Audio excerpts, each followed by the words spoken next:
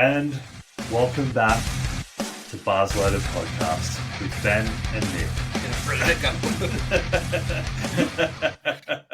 Thursday morning.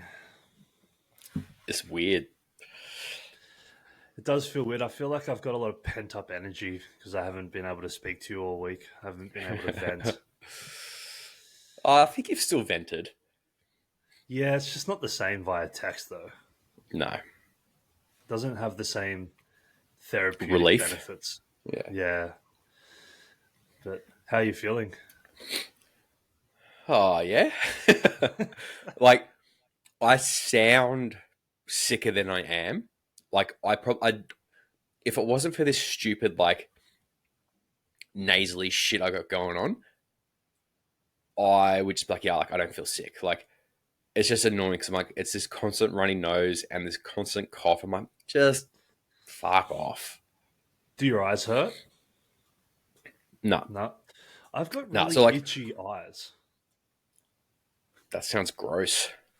Yeah, it's like a sinus thing, but it makes my actual eyes itchy. See, I'm lucky. The sinuses didn't fuck with my eyes, but they ruined my ears. So, like, on Tuesday and Wednesday last week, I had like severe body aches to the point where I was like, I'm almost going to take some really strong painkillers to try and just like negate this. Which, as you know, like I don't take anything. Yeah. But I literally was like, I have endone that I Just might take need it. to take just to fucking get me through. I didn't take it because I'm Oh, stubborn soft. as all fuck. And then like Wednesday, as well as the body aches, I had like a really high fever. So like my temperature will usually sit at like 35 and a half ish, sort of thereabouts. Mhm. And at one point I was up at like 39.6. I'm like, oh, this is good. But I'm for high. most of the day, it kind of hovered at like 38.3, 38.5. And I'm like, yeah, like I'm obviously like unwell. I just need to like rest and not do anything. On Thursday, the sinuses were so bad, I got tinnitus for the day. So I had this like Beautiful. constant ringing in my ears, and I'm like, oh my God, this is driving me fucking insane. Yeah. Um, Do you know I have that, right? yeah, Did you know that? you told me, yeah. But before Yeah. that, I didn't know. Before I told you, did you know? No.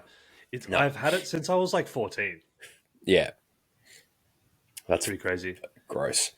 But Yeah, yeah, I and hit then my head. on, Hit my head when I was surfing. oh, And it's just never gone away. Like I don't think about it anymore, but for a long yeah, time it was extremely annoying. yeah. Well, I had it for like a day, and I was like, oh, I just no. But then, yeah, so like I didn't actually. So I woke up like Tuesday morning feeling like a bit rough, and then I didn't go back to work until like this week. And then like I think Sunday was the first time that I left the house since like Monday night. Oh, Like I was like, cool, I'm just gonna stay home. Like again, like I don't really know what it was, but like I was like, well, I know I'm sick. I know I don't really want to be around people right now. Like Megan was gonna come over on Thursday. I'm like, you can if you want, but I'm like, what if you get sick? And she's like, oh, I can't get sick. I'm like, so don't come today. I'm like, give it another day at least.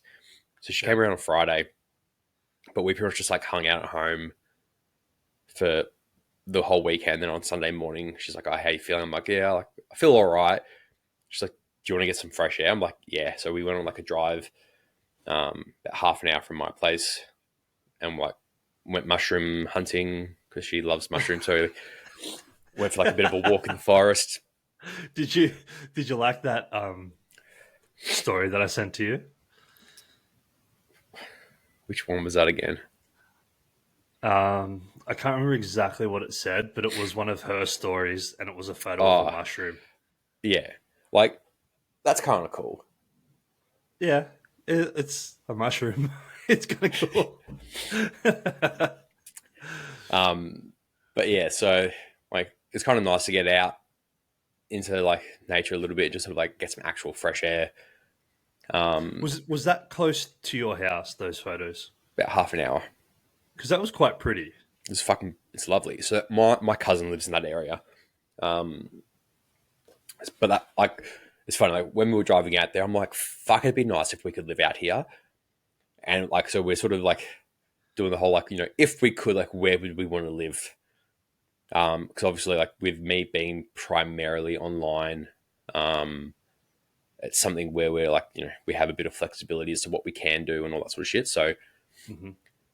hopefully, in the next sort of 6-ish months or so, I'll be pretty much entirely online, and then we can sort of have a lot more flexibility with where we live. Because even where she lives, like she's like about an hour from me, but she's a little bit more north.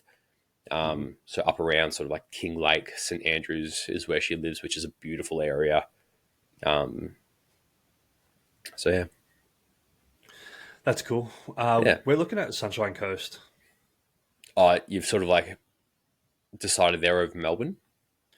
Yeah, just because, or there's a couple of reasons, but the main reason is Em's just applied for a master's program there Yeah. that starts sometime next year. Mm-hmm. Um, so if she gets accepted to that, it's I don't know I don't know the ins and outs of the details of it, but it's apparently this program is the only one in the country, and it's a master's of dietetics, but I think it specializes in sports dietetics or something Yeah. along those lines. So it's a little bit more like focused on the direction that she's interested in, that kind Mm-hmm. of most benefits our business. So she's applied for that, and it being the only one in the country, it's fairly exclusive. Yeah. So just waiting to hear back from that, and it kind of works. Like that's on the Sunshine Coast, and we kind of looked up a few areas where we would like to live on the Sunshine Coast, and from the areas that we're looking at, time wise, to commute is only, I think it was 45 minutes, about Mm-hmm. 45 minutes to the university that I'll do my master's at. Yeah. So it kind of works for both of us, location wise. Mm-hmm. Um, and the Sunshine Coast is really nice. Yeah. I'm just a big Queensland fan, to be honest. It's fair. If I'm going to live anywhere, I'd find it really hard to not be Queensland. I've lived there twice. Mm-hmm. I've and I feel most at home there. Yeah. I'm a Broncos fan. I'm a Queensland State of Origin fan. I'm a Brisbane Lions fan. I've just everything about Brisbane and Queensland. Just I don't know. Like I've just always loved it. Mm. So, just feels like home. It's a good start. Yeah, and people are happier there. Yeah, because it's People warm. people are very happy and like relaxed and like friendly in Mm-hmm. Queensland. Yeah, like back I think in I 2000 think we and what's that? I think we spoke about that with Kev, didn't we? Mm-hmm. If people are just happy and friendly in Queensland. I feel like because it's warmer and generally speaking the sun's always out, I feel like people are just generally going to be happier. Like I went up to Queensland for a weekend back in, I think it was 2021 for like, I went and built a retaining wall at a friend's property. Um, and like they were out in a little town called Gympie, Mm-hmm. and like obviously, smaller sort of like country town compared to say like being like on the Surf Coast. But I'm like, everyone here is just like really friendly, and like you walk down the street to grab something to eat, and everyone will walk past you like, "G'day, mate," and like Mm-hmm. I'm like, oh, this is what it means when like you don't live around a bunch of shit cunts. Yeah. Yeah, like I said, I've lived there twice for a number of years, both times. And you know, literally both times that I moved there, it was the biggest thing that I noticed. Obviously, apart from the weather, was Mm-hmm. everyone is so nice and so friendly. Like Yeah. people will actually say hello to you when you're going for a walk. Hmm. Um, there's less road rage. Like people just seem like less in a rush, even though Yeah. it's still quite a big city. Hmm. So I like the vibes. So that's exciting. Very good. So Do you know that'll when be she kind of finds happening. out if she gets in? I don't know. I know she had a call yesterday with the student advisor person, Hmm. whatever the actual title is, the person that's involved with giving students answers and making sure they've got all of their ducks in a row before the cutoff dates, etc. So Hmm. she had a call with that person yesterday, and then she's just got a few things that she needs to take care of prior to admissions, and then I don't know. Hopefully not too long, but we'll probably look to move maybe towards the end of this year, just so Yep. that it gives us some time to get up there, get Settle in. settled. Yeah. Yeah. Um, Nice. and with us both being, literally entirely online, it's really, it's not an issue. It's just a matter of like moving, which is not fun, but once you're Mm. there and settled, it's always a good time. Yeah. The last time we moved was such a shit fight. Was it? Yeah, we moved from Port Macquarie to Newcastle. Have I ever Hmm. told you that story? Oh, No. dude, that was one of the worst times. It was so bad. So Port Macquarie is about a 3.5, 4 hour drive from Newcastle. Hmm. So we had come down here in our car and just brought a few things, and we kind of like went to my parents' house, and we were going to stay there for a few weeks until this house was ready to move into. Hmm. So we drove our car down. We had a couple of bags of clothes in it, but we still had a whole house worth of stuff in Port Macquarie. So when we got here, I hired a truck, a little like Pantech truck, Hmm. drove it, woke up the next morning early, picked up the truck to Port, loaded the truck, drove back, unloaded the truck into a storage shed, drove back, loaded the truck, drove back to Newcastle, unloaded the truck at like midnight into the storage shed, drove to my parents' Hmm. house, slept for like 4 hours, got up at like 4, left the house at 5, drove back to Port, loaded the truck, drove back to Newcastle, unloaded the truck, drove back to Port, loaded the truck, drove back to Newcastle, unloaded the truck, drove back to Port again for the third time that second day, Mm. ran out of fuel halfway, had to sit on the side of the road, wait for someone to bring me fuel, which was like an hour and a half because I was freaking halfway to Port. Then had enough fuel to get from there to the closest petrol station, Hmm. fueled up, got to Port, loaded the last few things into the truck, had a mate come around with a trailer, loaded things into his trailer, took the trailer to the um, tip, dropped me back off at the house, got in the truck, drove back halfway back to Newcastle, stopped at a servo in Kempsey just to get some meat pies and stuff for dinner. Was leaving the service station in Kempsey, and it was like Kempsey's not the most well kept town in the country.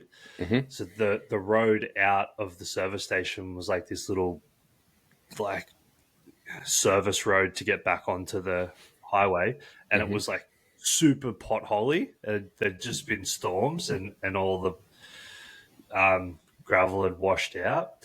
I'm just like driving through these potholes in a truck, and I'm like, dude, I'm in a truck. Like this is fine. Get on the highway, driving down the highway. About 5 minutes later, I've got cars like driving past, flashing me.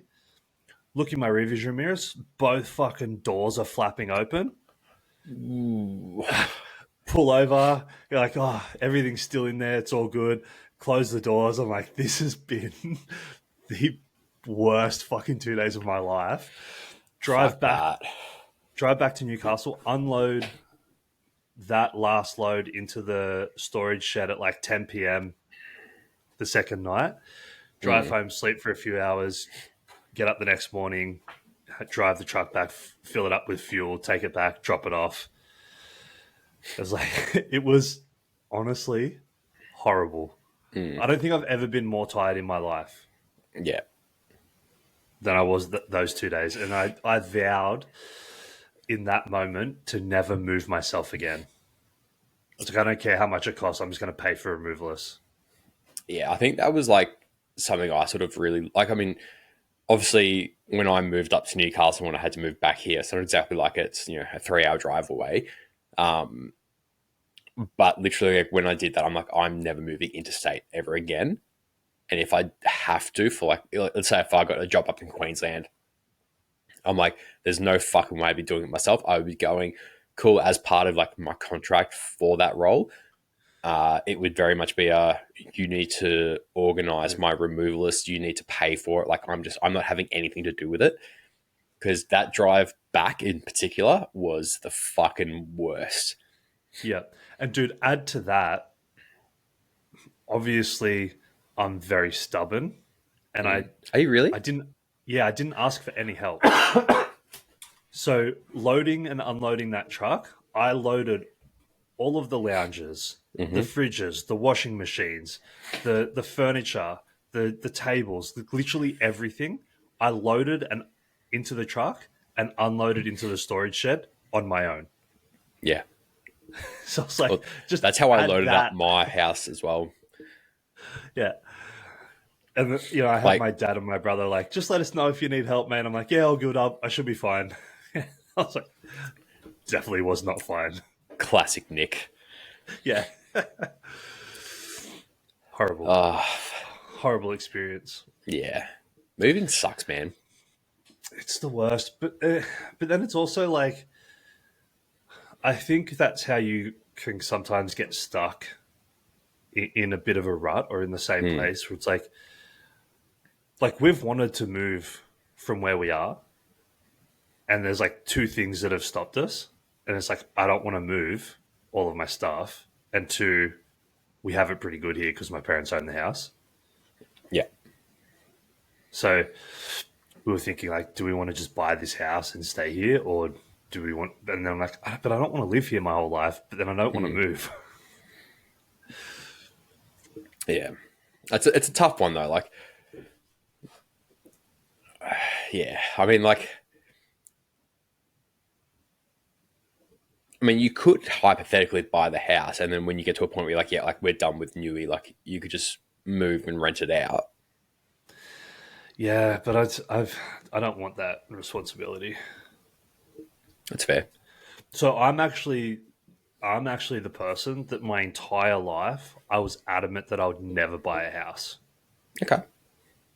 because I didn't like the idea of being tied to a location, Hmm. and I didn't like the idea of having like a mortgage hanging over my head where I couldn't just pick up and leave if I wanted to. Like I always wanted the ability to just be like, okay, sweet, I'm done, and just the next day move.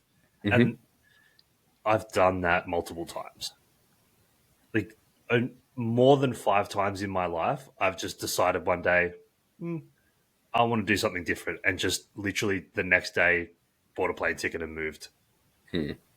So, so yeah, up until now, I've quite literally been like adamantly against being tied to a location.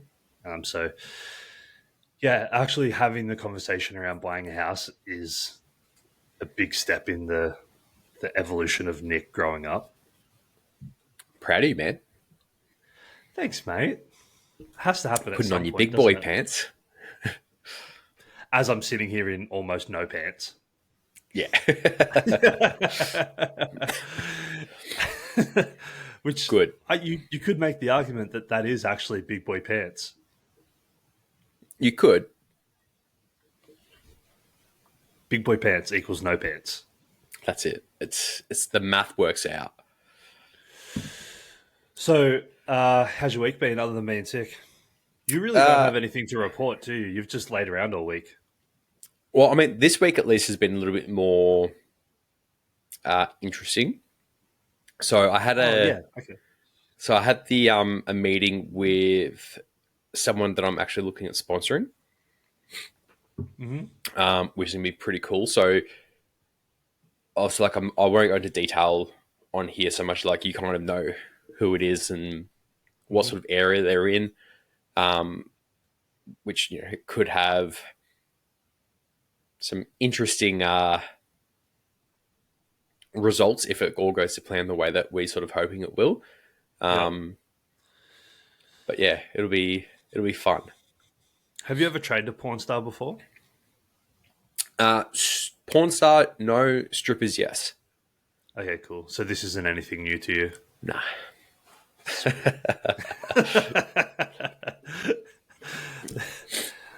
That would be interesting. I said that as a joke, but that would be quite interesting. Well, I mean, like I actually used to train a bunch of strippers like back in the day. Yeah. Okay. Um, so there was like three girls from one club that used to come into the gym I used to work at. Um, and they trained with one of the guys there for a while, and then he went on holidays, and they trained with me for a bit of time, and then after that, like I ended up training about five of the others that worked at the club, and it was always really weird working with them because like obviously they're all in pretty good shape, and literally like the better shape that they could be in, the more money that they would make. So they would obviously they all made really good coin, so they could afford to pay you for like 4 or 5 sessions a week, so they would just train with you every session. Um, but it was really funny. They'd come in at like 3 o'clock in the afternoon. They'd still like they're like, oh, I woke up like 2 hours ago, and like half the time they would come in, they'd be hungover or like coming down, and you're like, okay, cool. You're just massive like party girls, um, and it would literally just be a matter of actually trying to get them to do hard stuff. And it's like Mhm. girls like, but it was funny because you could have a conversation with them, been like you'd be doing like squats and deadlifts, and they're like, "Oh, these are hard." It's like, "Come on, girls!" I'm like, "No one wants to pay a girl with a flat ass for a lap dance." Oh, true. And you Very literally just true. say that to them, and they'd just be like, "Yeah, okay."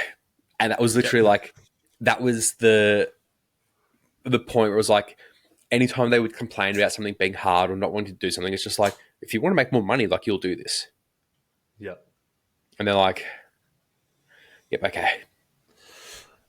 I along similar lines, but not exactly the same.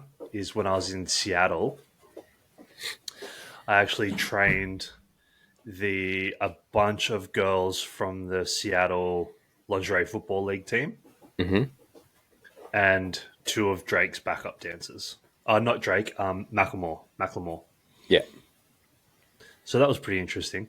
The lingerie football league girls were like they trained so hard. I had a girl who used to play for like because the LFL came out to Australia for a while, and one of the girls that played for Melbourne Maidens, I trained her because like I went to uni and stuff with her, like a year out of high school. Um, Wild. Yeah, they are like animals, Mm. like ridiculously hard trainers. So that was Yeah, cool. Anything but else yeah, exciting? Have you been training? nah, man, I haven't trained since like fuck, I can't even remember the last time. I think it was like not the weekend gone, the one before that. So it's been like a week and a half since I've trained. Hmm. How's that feel? Shit,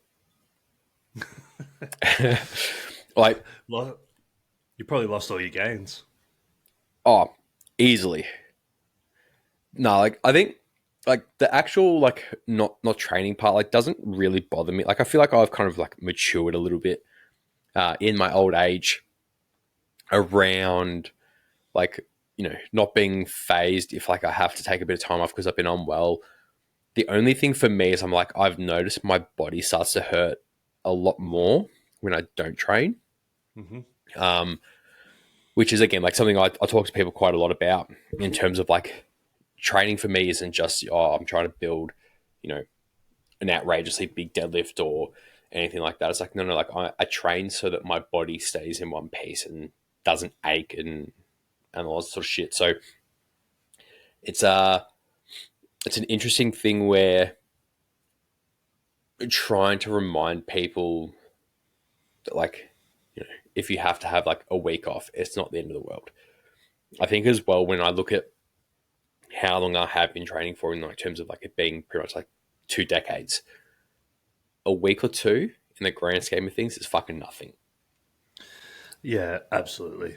Like, I think the ability to be able to zoom out and kind of go, cool, like, yeah, you've been unwell, you need a bit of time to allow the body to recover. You're not under the pressure of going, oh, well, I've got a comp coming up and I have to be ready for that, or I've got this coming up and I have to be ready for that. It's like, well, I literally just train for a quality of life and for maintenance at the moment. Like, I don't really have to try and push the envelope too much. So it's like, if I have to take a week or two just to kind of allow myself to recover to a point where I can go in and, do some like tomorrow, I'll have my first session back tomorrow. Um, but it will literally be I'm going to rock up. I'm probably going to do a full body session. I'm probably going to be done in 45, 50 minutes. So I'm just going to go and do like some legs, some upper, some back, some arms, and that'll probably be me done. And it'll all be like RPE 6. Hmm. Yeah, just to get back in the flow of things. Yeah, just get like some movement going again. The areas that I've gotten a little bit achy, do some stuff to address the issues there.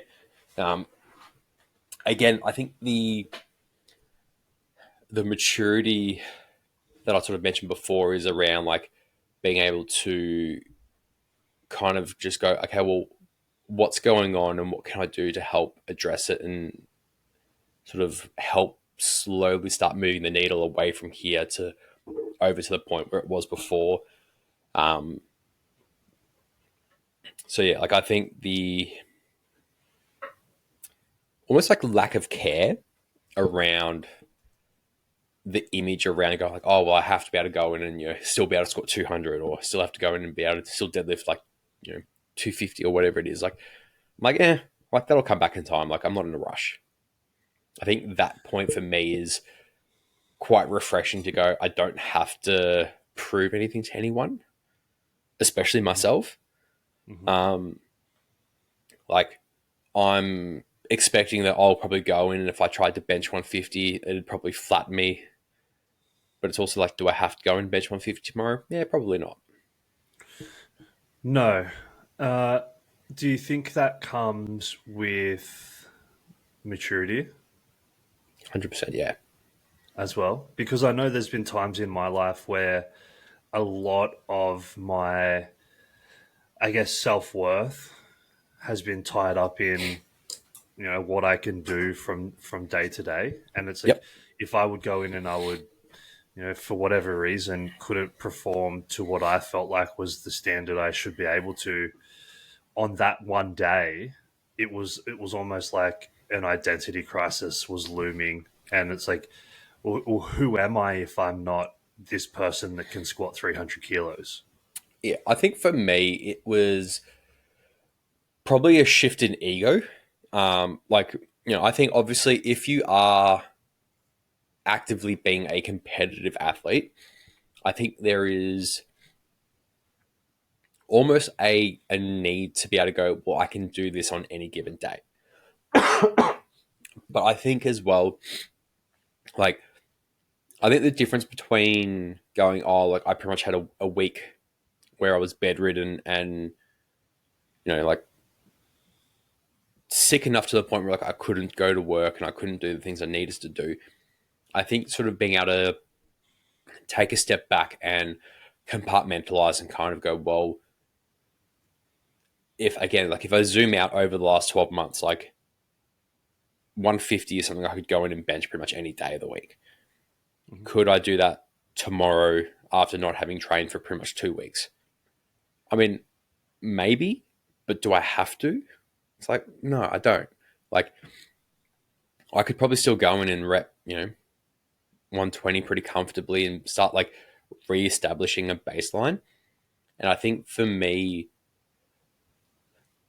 really being able to take a step back and not have my identity wrapped up in like my achievements as a lifter. I think that's been a really interesting and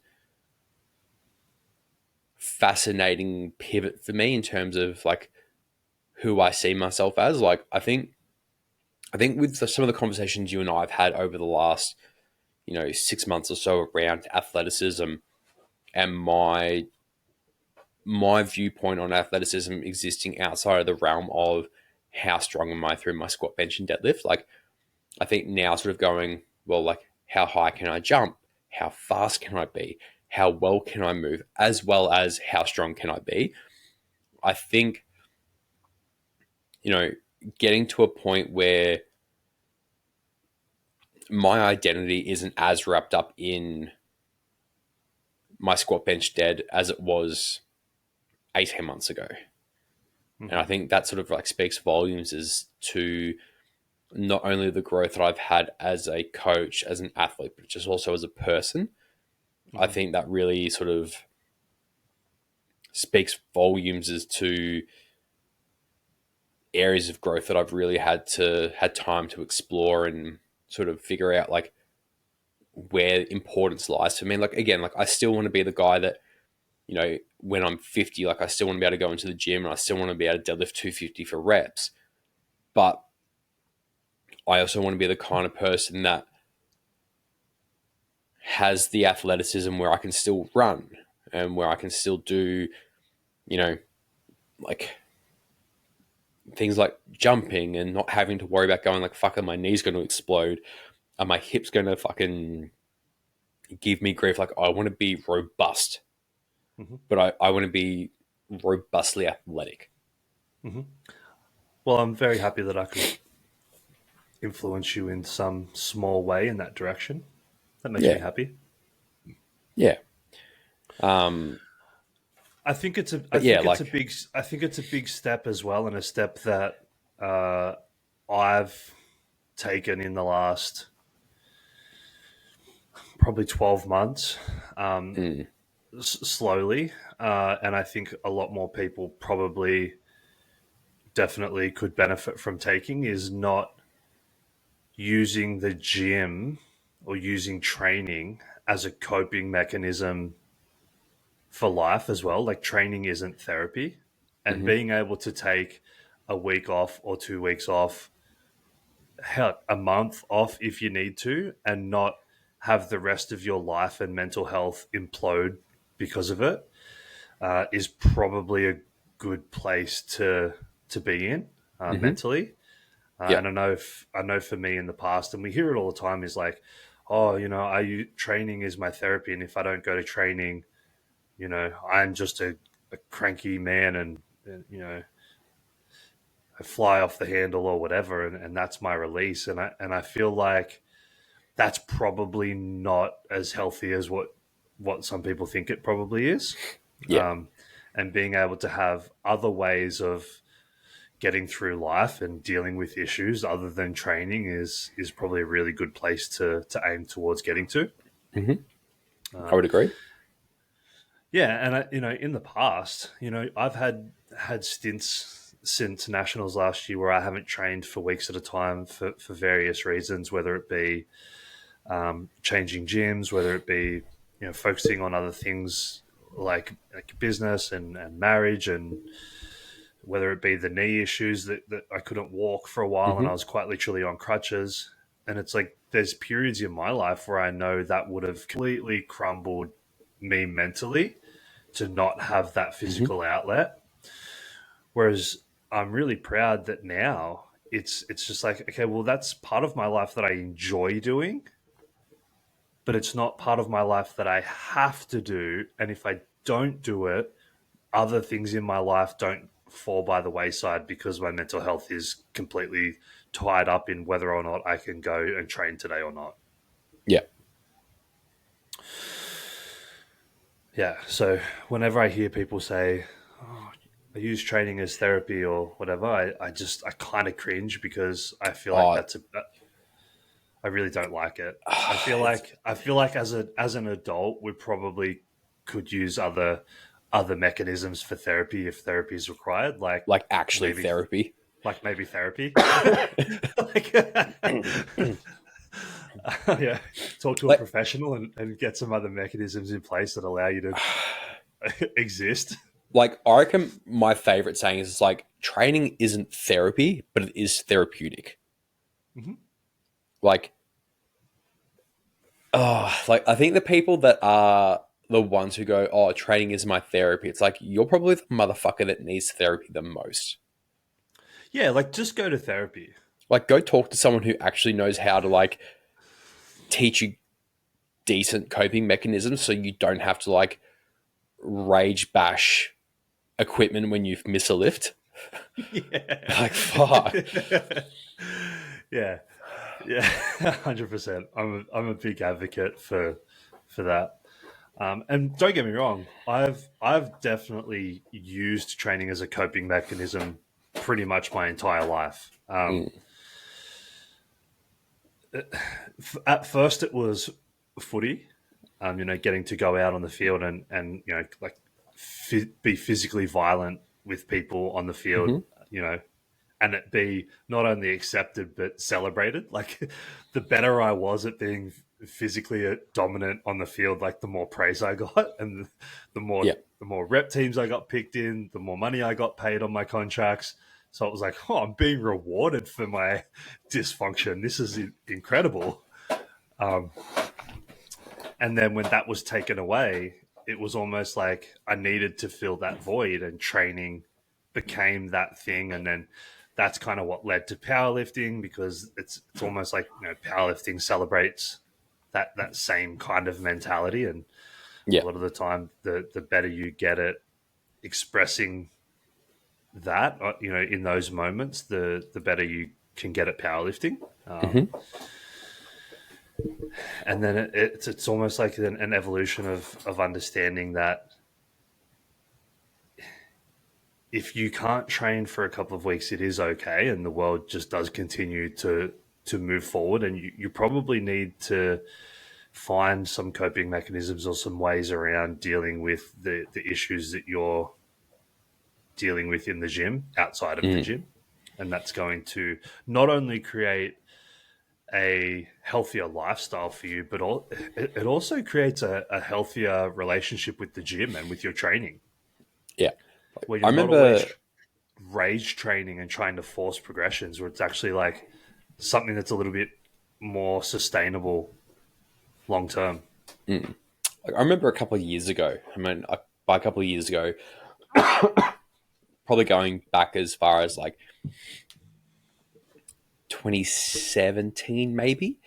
Um, there was a girl that I used to who used to work at the gym I used to work at, and she was like really into her bodybuilding to the point where, like, when I say that she was consumed by that, she was consumed by that. And I remember one day we were having a conversation, like, we went for a walk to grab a coffee, sort of like in between clients, and obviously she brings her, you know, Tupperware containers with her food, and she's like eating on a time schedule where like everything revolves around that. And I remember having a conversation. I said to her, "Look, what would happen if you were walking down the street and you accidentally got hit by a car and couldn't train?" And she's like, "What do you mean?" And I said, "Well, obviously, like training for you at the moment is like a pretty substantial part of your life. What happens if that gets taken away?" And she couldn't quite wrap her head around any sort of reality where training wasn't as vital as it is in her day to day. And I'm like, what hobbies do you have? And she goes, well, training is my hobby. I'm like, but what else? And she's like, literally nothing. She's like, I wake up, I train, I go to work, I eat my meals, I train again, I come home, I do more cardio, I go to bed. And I'm like, cool. I'm like, so what social stuff do you have on? She's like, if it doesn't involve the gym, I don't do it. Mm-hmm. She's like, I will have friends that will come and train with me because we won't go out for meals at the moment. I'm like, cool. So what happens if you get injured or you hurt yourself and you can't train? She goes, life isn't worth living. And that statement to me was like, I think it's the real interesting balance where I think to be great, I think you kind of have to have that mentality to some extent. Like, there has to be a level of obsession. Mm-hmm. Like, but I think when you wrap it up so tightly that if it gets taken away, your perception is that like life isn't worth living. Like, for example, I know there were a lot of people that go, oh, with the development of AI, that coaches aren't going to be needed because AI programs will be able to write better programs than coaches ever would be able to. And it's like, yeah, maybe, but there are elements of I think being a coach where you know the human element will never be replaced by a machine. But if someone said to me, "Oh, cool, well, the fitness industry has imploded and it doesn't exist anymore because AI took over and reestablished like a framework and a foundation for what coaching is." It's like, cool. Like, I have other things I could go and do, even though I love what I do. Like, Mm-hmm. I'm not so obsessed with what I do that if I had no other options, like I could find someone to pivot to. Like, that wouldn't be a challenge, but it would very much be a matter of going, like, I love what I do and I would like to find a way that I could incorporate it, but it's not my be all and end all, even though I feel like I'm kind of obsessed with my business. Yeah, of course. I mean, you have to be obsessed, but like I say this all the time, and I got it from Bax. Like Bax says it all the time as well, and Mm, he's like, if like if all else fails, you can just delete Instagram and just go get a job in construction tomorrow. literally. Yeah, so like whenever I'm posting anything, and it's like, oh, should I post this or should I not post this? I'm just like, it really doesn't matter. Like, it's just Instagram, and if all else fails, like, you can just delete my Instagram and not exist anymore, and just go work construction tomorrow, and I'll be okay. Well, I literally sit there and I go, I could go get a job in civil construction because I mean, I've technically got experience in civil landscaping. I'm like, I could literally go get a job and probably make more money than I am now. I would just work really long hours. Mm. And it would just become a matter of going, yeah, like I work 12-hour days, 5, maybe 6 days a week, and that's pretty much all I do. But Yeah, sounds fun.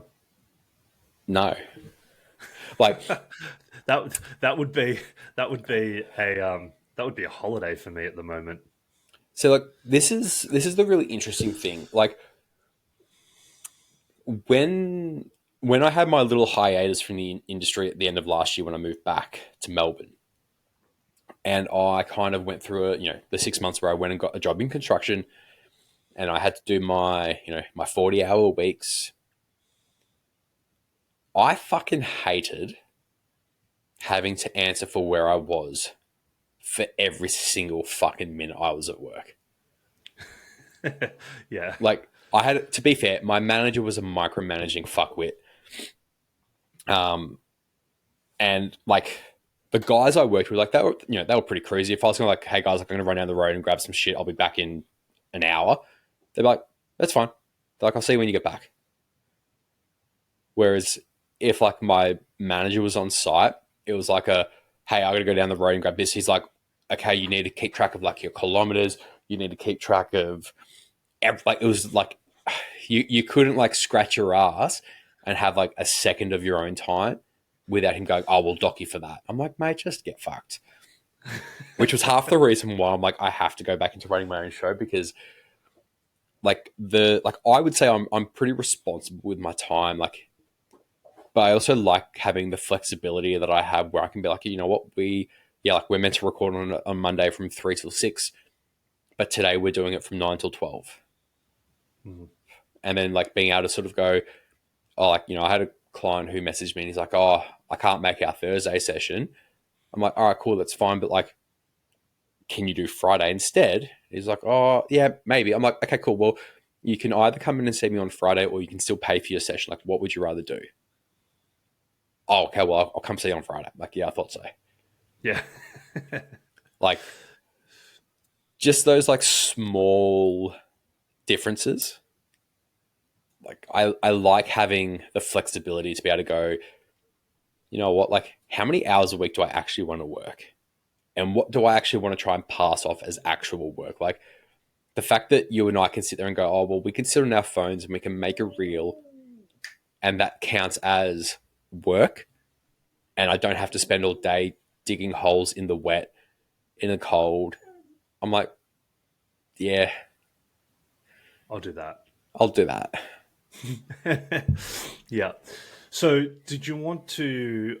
Obviously, you've been sick. I think Yep. probably everyone has picked up on that by now. But did you want to?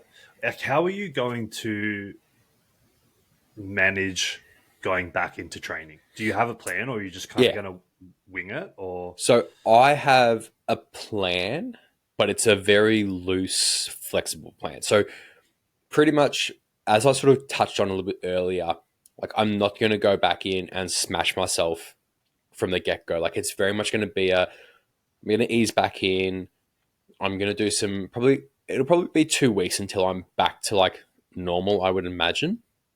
Um, like I'm probably going to go in and I'll probably just do full body sessions. I'm probably going to do a little bit more cardio, um, just to get my body working properly, help my lungs sort of get back to a point where they feel like they can handle it.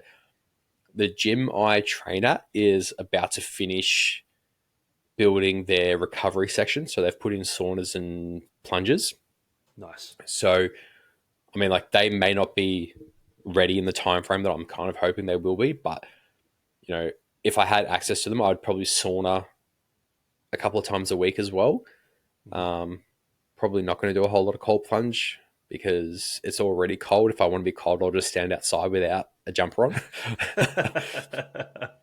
um, and I mean, like I like saunas. I feel like so I'll finish the question on like returning to training before I go on a little fucking tism tantrum. Yeah, I've got a few things to talk about too that I think you'll be Yeah, excited to hear. cool. So yeah, the plan will very much be like return back to training. The first few sessions will probably be like, cool, everything's done to like an RPE 5 or 6.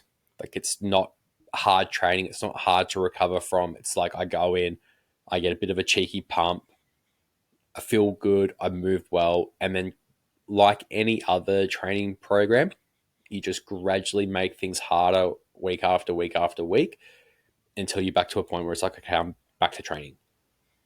Yep. Um, I think the objectives that I have between now and the end of the year will kind of be broken up into two main areas of focus.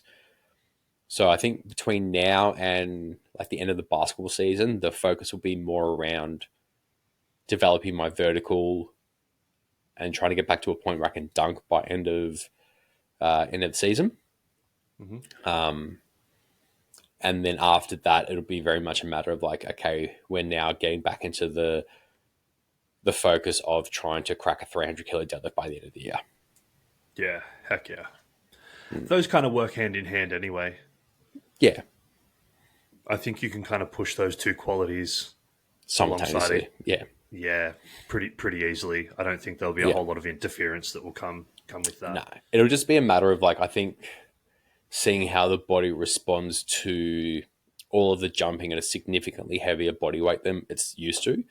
Um, but I think once my like, and again, this is where I'm pretty confident that once my ankles get used to that extension that they haven't done in a very long time, I feel like a lot of things up chain will start moving a lot better as well. Are you going to practice for our race at all? We've got the race coming up. Are you going to train for that, or are you just going to turn up and try and win? Oh no, there's not going to be a try and win. It's going to be like I'm just going to rock up and win. Oh, hold on. I've been talking. I've been talking to Killian about this, Yep, and I'll, he voted for you in the poll that I put up, of course he did, because he's not an and then idiot. I was like, I was like, that's pretty harsh. That's pretty harsh, mate. And he's like, not after, not not by the time the race comes along though. After us working together, so we've got a bit of a plan in place. It's looking pretty good. So Cool. Well, I look forward to seeing how it eventuates, because I was talking to Megan about it on the weekend, and I'm like, she's like, "Oh, like, who do you reckon is going to win?" I'm like, over 100. I'm like, me for sure. If it's stretched out over to 400, I'm like, Nick would get me for sure. But I'm like, I know I have enough explosive power and just enough endurance to last like a full blown effort over 100 that I'm like, I reckon I'm going to be fucking hard to beat. I reckon we should do a 60 and 100. Agreed. A 60 and 100, I think, is good because a 60 is like a true acceleration event, Mm-hmm.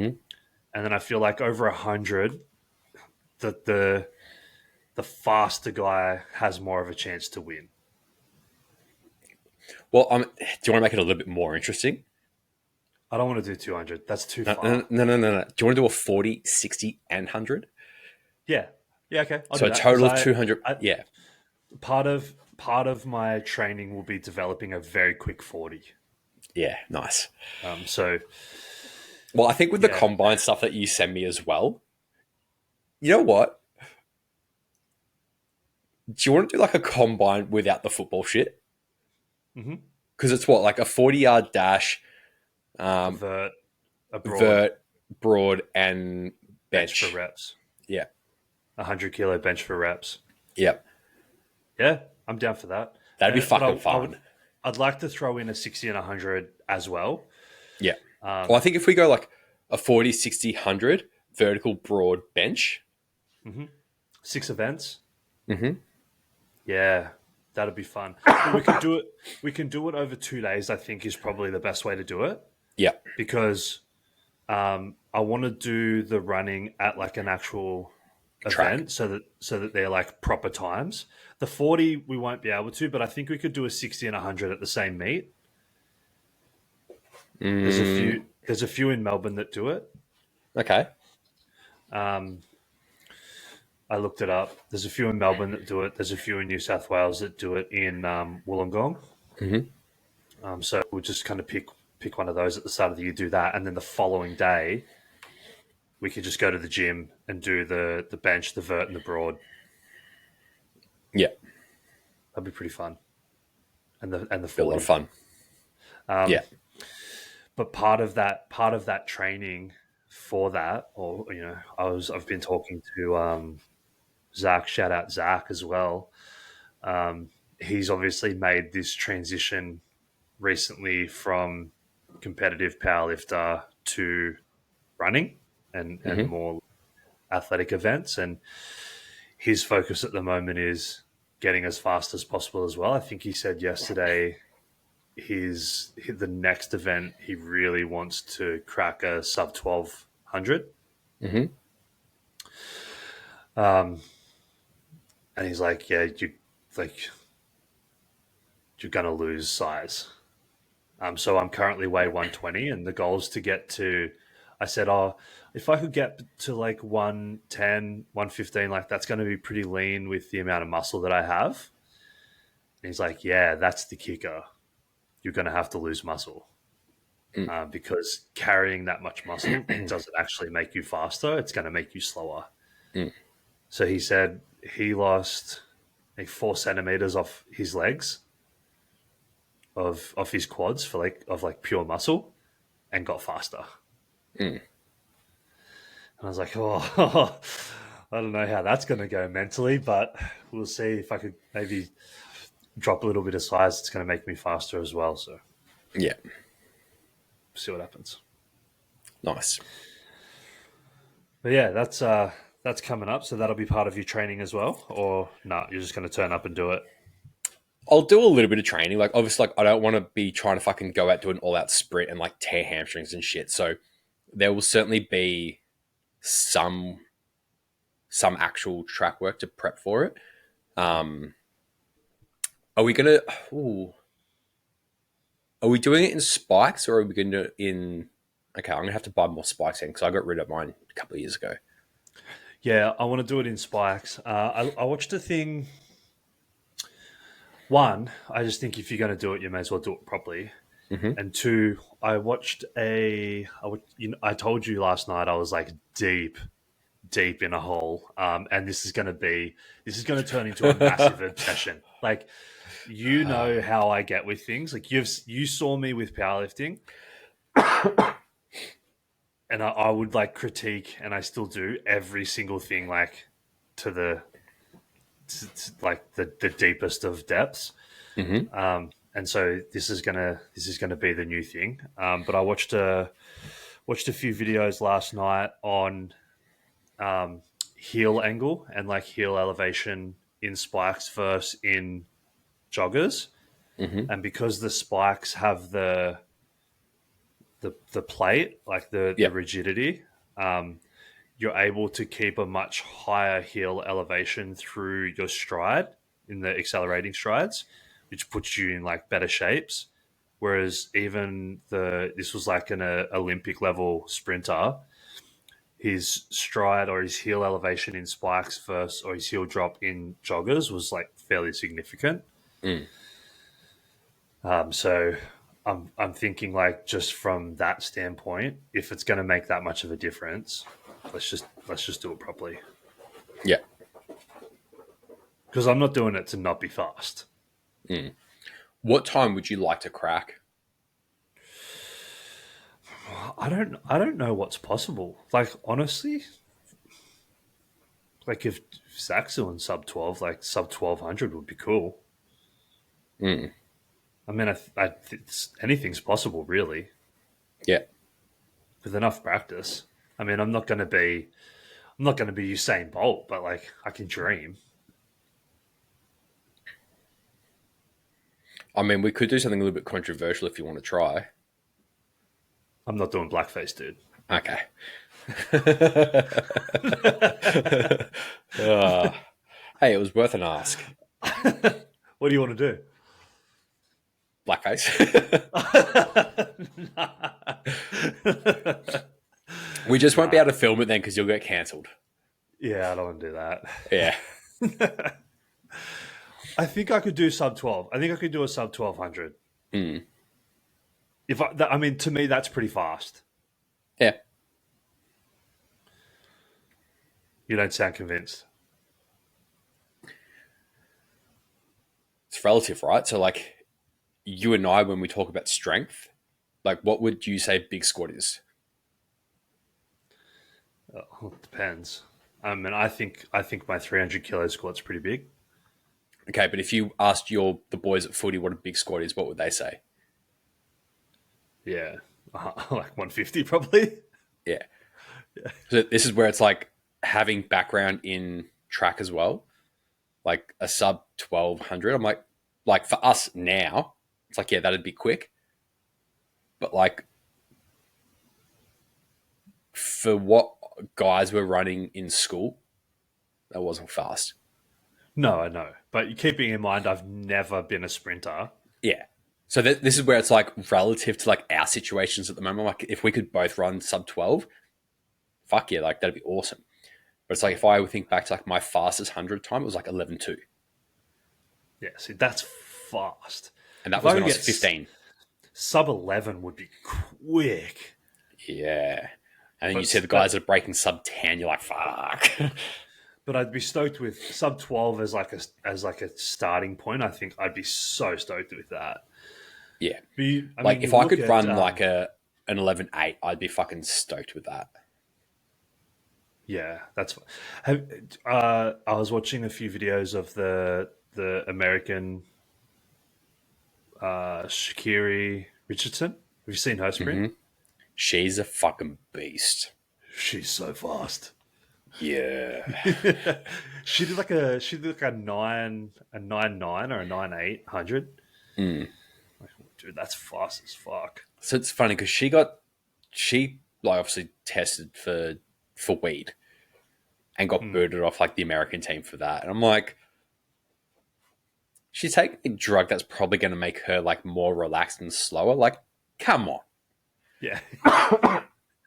Like, it'd be Yeah. different if she tested positive for like meth. And it's like, oh, she's fast because she's just like jacked up on meth. But it's like, no, no. Like, who gives a shit if she's had like a little bit of, like, I mean, this is another tangent we could go on. Like, when it comes to like drug use, I'm like, who gives a shit? Like, really? Come on. Like, who cares? Yeah.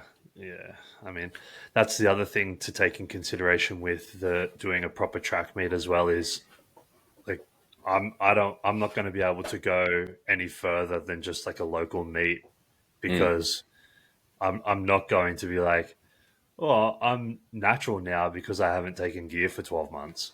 mm. Because I feel like that would be slightly unethical. So I'm just going to have to be like, dude, can I just do this local track meet just to get an official time? But like, I don't want to go any further. Like, don't if I win for whatever reason, like, just don't pick me in any teams. Yeah. I don't know if that's even an option, but I guess we'll figure it out. Mm. So what happens? So, what's the plan then? Do you have like a bit of a plan in regards to training the deadlift, training the vert, and these other qualities like alongside each other, or is that kind of something that you're going to formulate on the go, or do you have a bit of a framework in your mind I already? have a bit of a framework in mind. So the plan will pretty much be I will obviously have to increase my training frequency probably up to 5 days a week. Um, the plan will kind of be 3 gym based sessions, um, which will obviously focus mostly around still refining the skill of the lifts that I want to look at progressing, but also a lot of unilateral strength, in terms of like movement quality, making sure that I'm hitting positions I know I need to be strong in to then allow me to have carryover into any track sessions I'm going to do. Um, so I'll probably have one day where it's a lot of short, sharp acceleration work. Um, and then one day where it's probably a little bit more drawn out, like maybe like 120 efforts, just to build the conditioning and the capacity to be able to have the tank to work over 100 comfortably enough. And then there'll be a lot of days where it's a lot of like plyometric work as well to make sure that like the body can kind of handle the impact, especially if we are going to do like a combined combine, so to speak. um, like making sure that the body can actually handle the applied force that'll be coming from like a max vertical or a max broad jump and that Mm-hmm. sort of thing. So I think this will be quite fun in the sense of being able to put together a really well-rounded S&C program. Mm-hmm. Like obviously if we are going in with the objective of, you know, max reps on bench and then obviously developing vertical, broad, and then just like overall leg speed, Mm-hmm. it'll be probably a little bit less traditional than a standard powerlifting program. Obviously, because it's not, you know, coming in with the objective of, um, you know, expressing strength in a powerlifting setting. Mm-hmm. I think having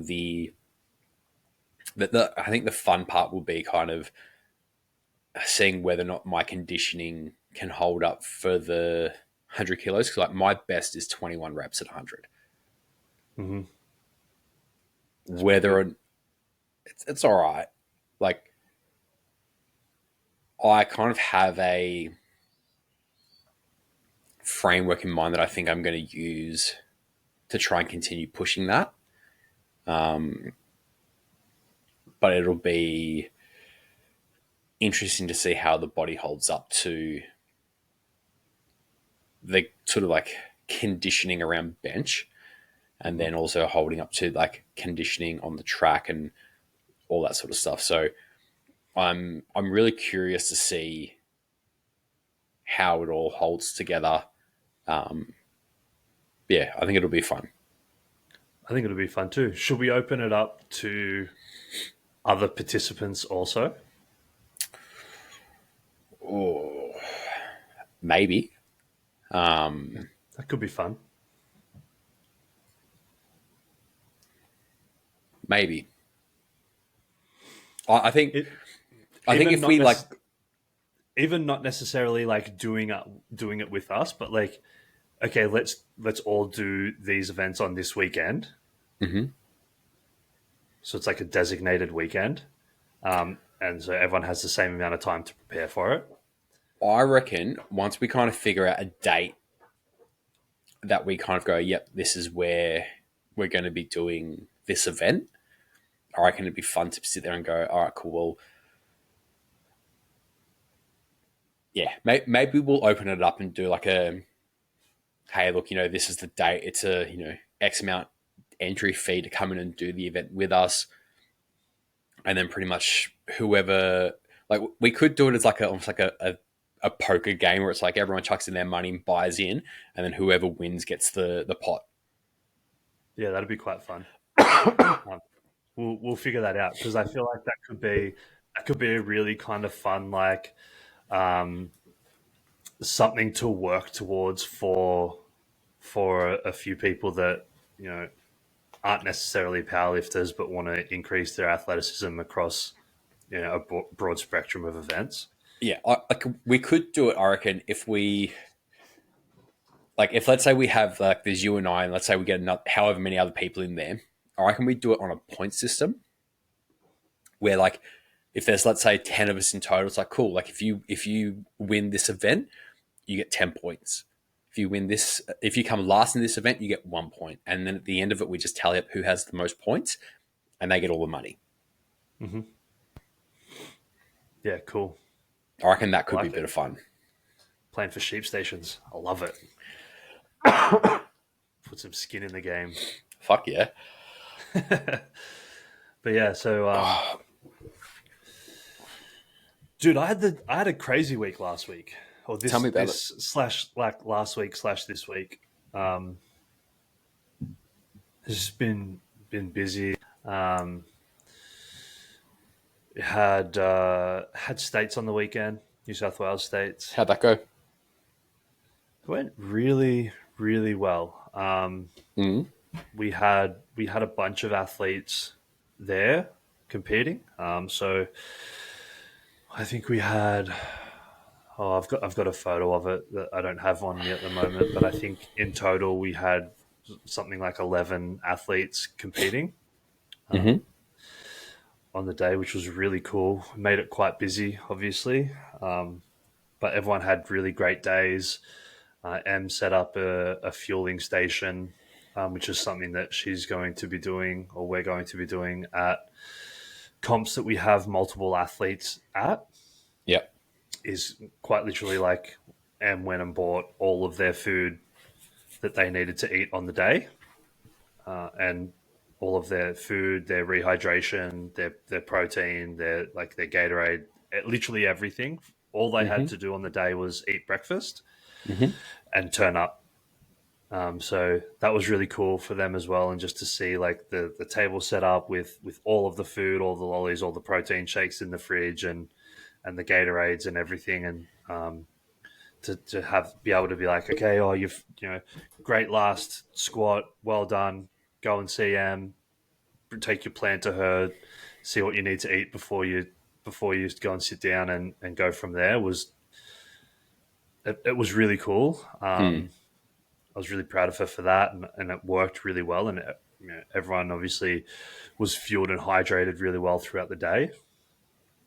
And it kind of was like a bit special for them as well to be able to be Yep. like, just turn up today and don't worry about packing any food or any drinks or anything. Bring your gym bag, come ready to lift. We'll take care of the rest. Was really cool. Mm-hmm. So that was a fantastic idea, I thought, from her, and executed really well. And then my liftings had great days. I had five lifting, Mm-hmm.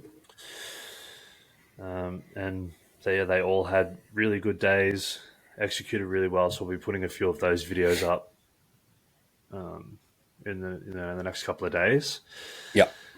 But some really cool moments, and some really big achievements for those guys and girls that they've been working for a while and really wanted to hit, and they all kind of walked away with at least one big win from the day, which was great. Mm-hmm. I was exhausted, but it was a good day. It was a big comp. There was, I think, 56 lifters, Mm-hmm. 4 flights. So it went the entire day. I Yeah. think we left the gym at 7:30 at night with a 10 a.m. lift off. So, and Mm-hmm. I had at least one lifter in every flight.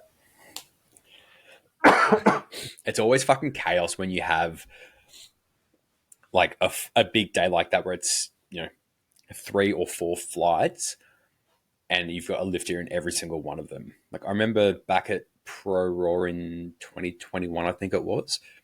I think there was 4 flights. I think it was. I had lifters in 3 of them, but it was lifters in flights A, B, and D. So the way that it worked out is like when my client well, not my client, the person I was handling in flight B, when they had finished lifting, I had to then go and warm up client in, or like person in flight D. And then when they were on, I had the person who was in flight A warming up. So I never really got like a flight off.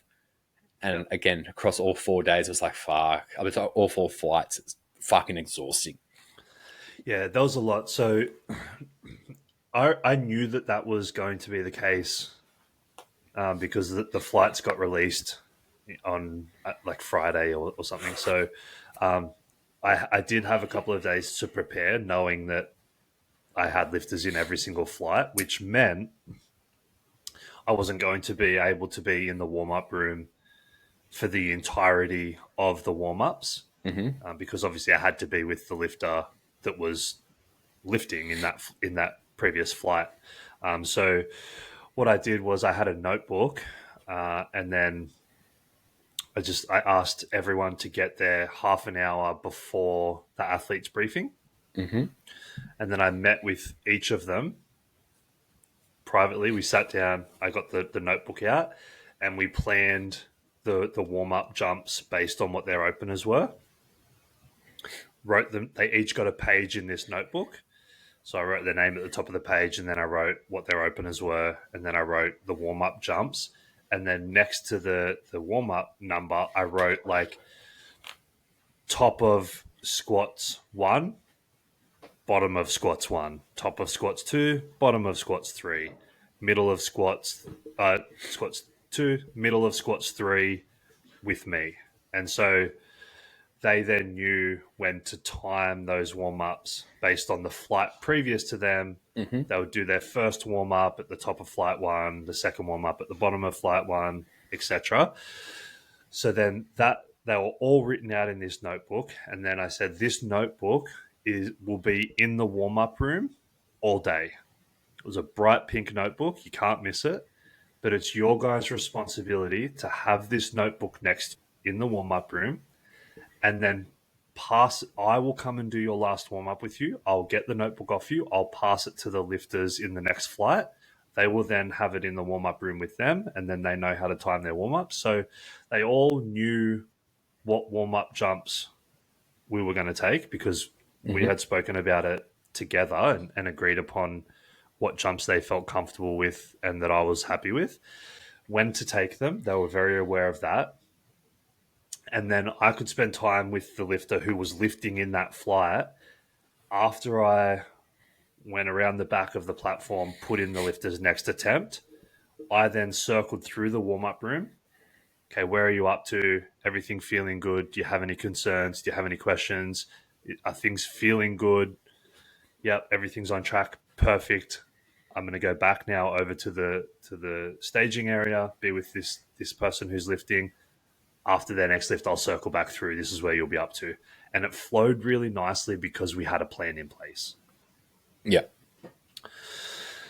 And there was zero issues with that, which was nice. So if when that happens again, when there's a bunch of lifters in the same meet, I'm going to use that same system because it worked really well. Yeah. And just having that physical book made it really nice as well because I've always used notes on my phones, and I gave you shit about writing shit down in books numerous times on this podcast and privately. But just not everyone has their phones. Not everyone has their phones on them on meet day, right? Like some people have them so they can listen to music. Some people leave them in their gym bags and don't use them at all. So it was nice to just have this central book that everyone could look at any time, and that I could just come through really quickly and be like, give me the book. Where are you up to? How is everything feeling? Okay, I'm going to leave now. Here's the book. Keep going. Yeah. And it kind of worked nicely where the way it was timed, I just was like, okay, this is your second last warm up. I want you to do that at the end of this flight. And then after the next lift, I'm going to go, I'll meet you here. We'll do your last warm up together. Then you're going to have 5 minutes to go to the bathroom, have a drink of water, do whatever you need to do. Then meet me over at the side of the platform at this time and we'll be good to go. Yeah. So it worked really well. Nice. Had a few people win medals, which was nice. And yeah, it was just a really fun comp. It ran really well. Obviously, like, one of the things that we said we were going to speak about today was kind of what the expectation is around comp day and how we think it should flow to sort of suit the athletes to set them up for a good day. Obviously, you've spoken about having that book as like a central thing for everyone to refer back to. It gives them their like warm-ups when they should be doing them, all that sort of stuff. You've obviously spoken about Em having her hydration station where it's got all the clients, meals and foods and fluids for the day. If you had to give like an overview of what your role is on the day and how that sets a client up for success, what would you say?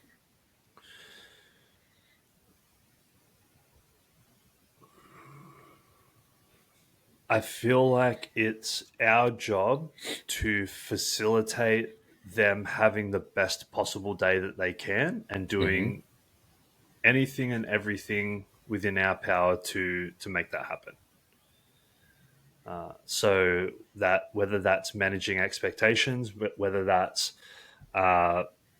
bringing food for them, whether that's timing warm-ups for them, whether that's adjusting attempt selections, whether that's holding their hand and making them feel comfortable, whether that's slapping them on the back and telling them, giving them a rev up if they need it, whether that's sitting in a quiet corner and consoling them after a missed lift and getting them ready for the next one, or whether that's watching videos and pinpointing technical errors that they could fix on the next one, or whether that's just telling them to forget about it and move on and just and not look at the video. That's all athlete dependent, and just knowing the athlete that's in front of you and doing what they need specifically to have the best day.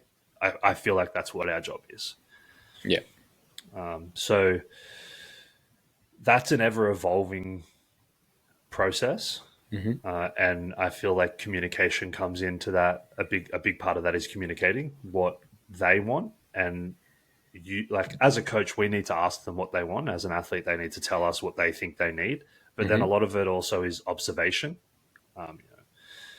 The longer you're with an athlete, the more you're going to learn what they need and what they respond to. Someone might say they want a nose full of salts and the shit slapped out of them before they lift. And if you do that and you're noticing that that's potentially not having the best results on their lifts, like I feel like that then falls on us to say, I know that you think you want this, but what I've noticed is when we don't do this, you perform much better.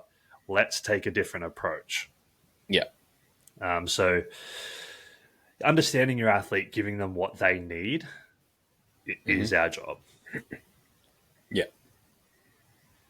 So that was a big part of the day, and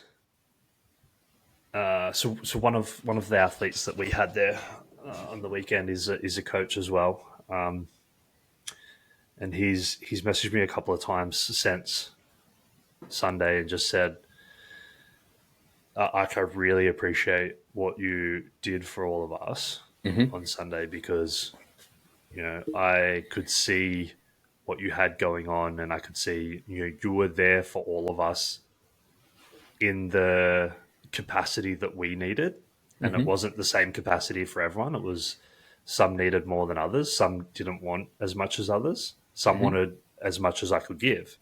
So having him notice that was really cool, and then he's actually like, you made me on that day. You made me fall in love with the sport. So this is something that I want to pursue competitively from now on. So that was Mm-hmm. cool.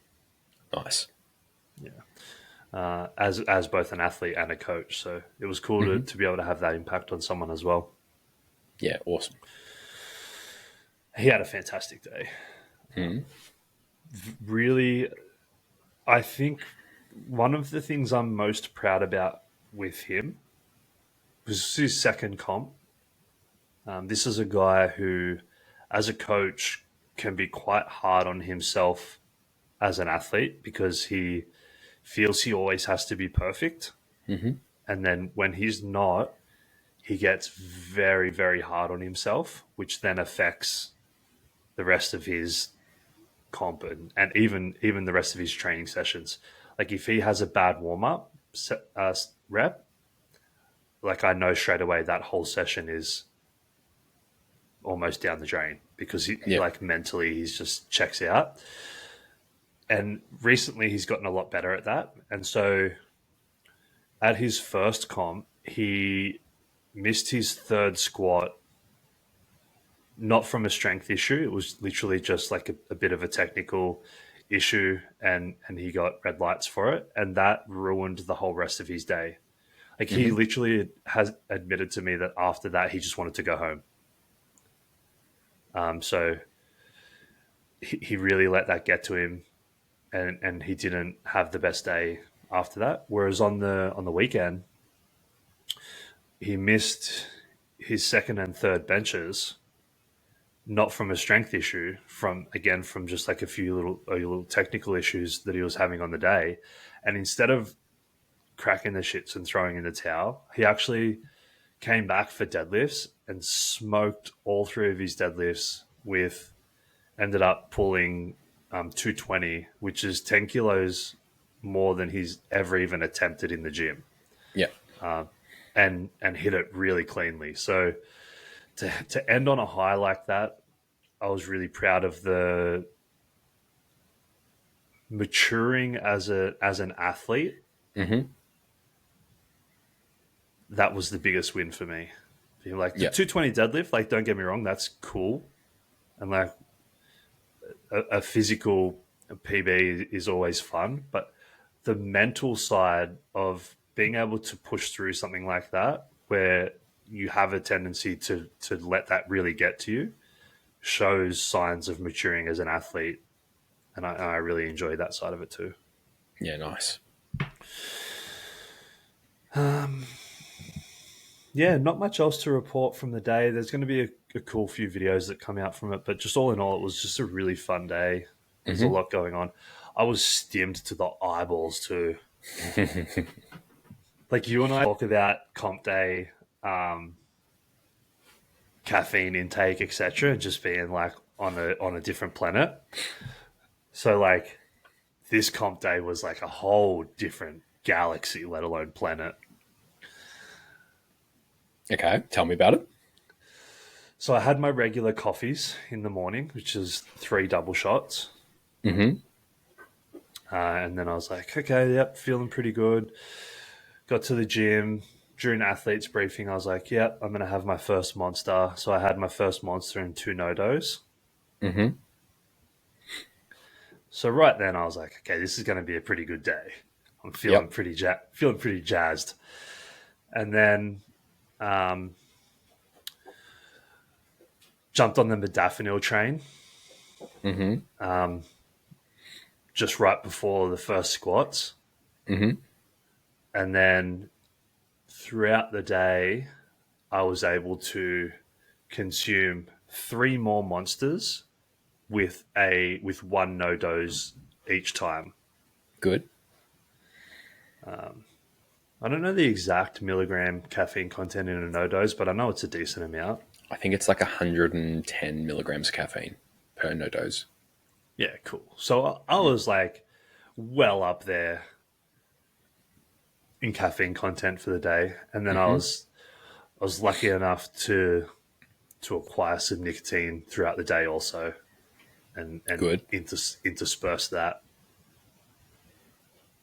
So Very good. it's, it's quite a good day. There's a Sleeping on Sunday night was not fantastic. oh, I don't imagine it would have been. No. There was there's a company here in Melbourne that does like cold brew coffee. Um, and I remember back at I think 2018 GPC, and that's down here in Vic. So they do these little ones where it's like, you know, these little bottles, and it's 2 shots per thing. But then they do what's called the big boy, which is 10 shots of coffee in like the bottle. Yeah. So I remember like I woke up the morning of comp. I had my normal coffee at home, which is like 3 shots of coffee. I drank one of the short ones, which had 2 shots in it on the way to Nats. And then throughout the day, I drank one of the big bottles, which is 10 shots. So for the entire day, I had like 15 shots of coffee. Mhm. I remember I tagged them in a video, and I was like, "Oh, I've like gone through like one of these, a small one, and another coffee I, today." And they're just I like, remember that. "Bro," they're like, that is so much caffeine. Like we have this like unofficial challenge for people is to go through one of the big boys in a day, but we don't ever publicize that it's like something we do. And they're like, the fact that you've gone through one of those, a small one, and another coffee, they're like, dude, that is so much. I'm You're like, like, yeah. I know. I'm like, I can taste colors. Yeah. Like, have you been to a powerlifting competition? I need this. Yeah. And the fun part was, I wasn't even competing. No, I know. I mean, it's harder as a coach for sure. Yeah. I definitely need to get more stimmed as a coach than as an athlete. Mm. Or you just need that extra level of like energy. Yep. Do you want to order? You want to focus? Yeah, there you go. Yeah, I'm like, why the fuck isn't this refocusing? And I'm like, I'm just gonna move around until it refocuses. But yeah, so that was kind of fun on the weekend, and we'll touch on that a little bit more when we kind of go through. I want to go through a comp day, like from start to finish. Mm-hmm. But the other cool thing is, I was talking to Kev, Mm-hmm. who we have a podcast with, which will be coming out this week. When this podcast airs, Kev's podcast will be the following podcast that comes out. So everyone that's listening to this one, definitely go listen to that one because Kev's a man, and you definitely want to listen to that podcast. It was a really cool one. But I've been talking to him, and he is going to invite me along, or has invited me along, to some of the upcoming mini camps that he's running with some NRL squads. That's fucking sick. Yeah. So I'm going to be attending those as his offsider, Mm-hmm. and working with those athletes through. it's like 4-day mini camps or like S&C mini camps that he runs on bye weeks and off seasons, pre-seasons. Yeah. So that'll be cool. The club that we'll be working with has a few bye weeks coming up, or one coming up in the next month or two, and then one towards the back end of the season. So we'll get two in during this year, and then also working preseason next year.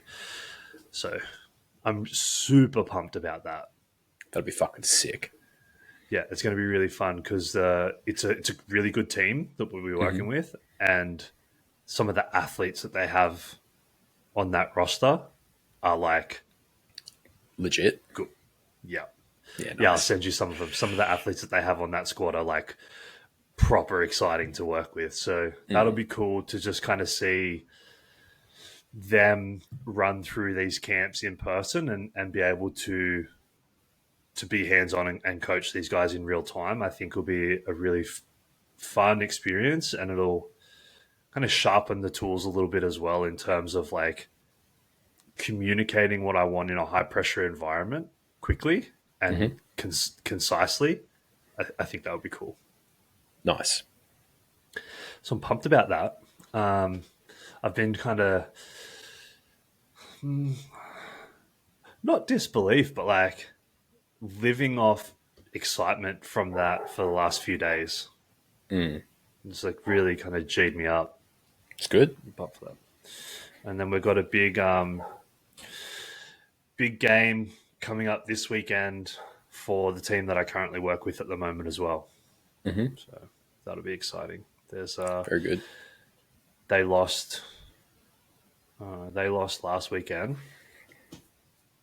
for the first time in a while. It was Mm-hmm. a surprise loss. They kind of got ambushed a little bit and let their guard down and didn't kind of play to expectation or bring the level of intensity that they needed to the game, and got just like pumped in the first half, and then came back in the second half really well, but just wasn't quite able to overcome the scoreline. Yeah. And then this week is like a local derby between Cessnock, Mm-hmm. which is they're our like main rivals because they're so close. Mm-hmm. And Cessnock have been putting up some stuff on Facebook promoting the game, which has like got the boys really fired up. Yeah. So that'll be a big day, and it's on my birthday too. Nice. The game's on my birthday, so that'll be fun. Mm. And yeah, I think that's all I've got to report, man. Good. Can't think of much else. Sounds like a very productive week you've had. Yeah, and I mean I've been a little bit crook in between all of that as well. So Mm. training has been on and off,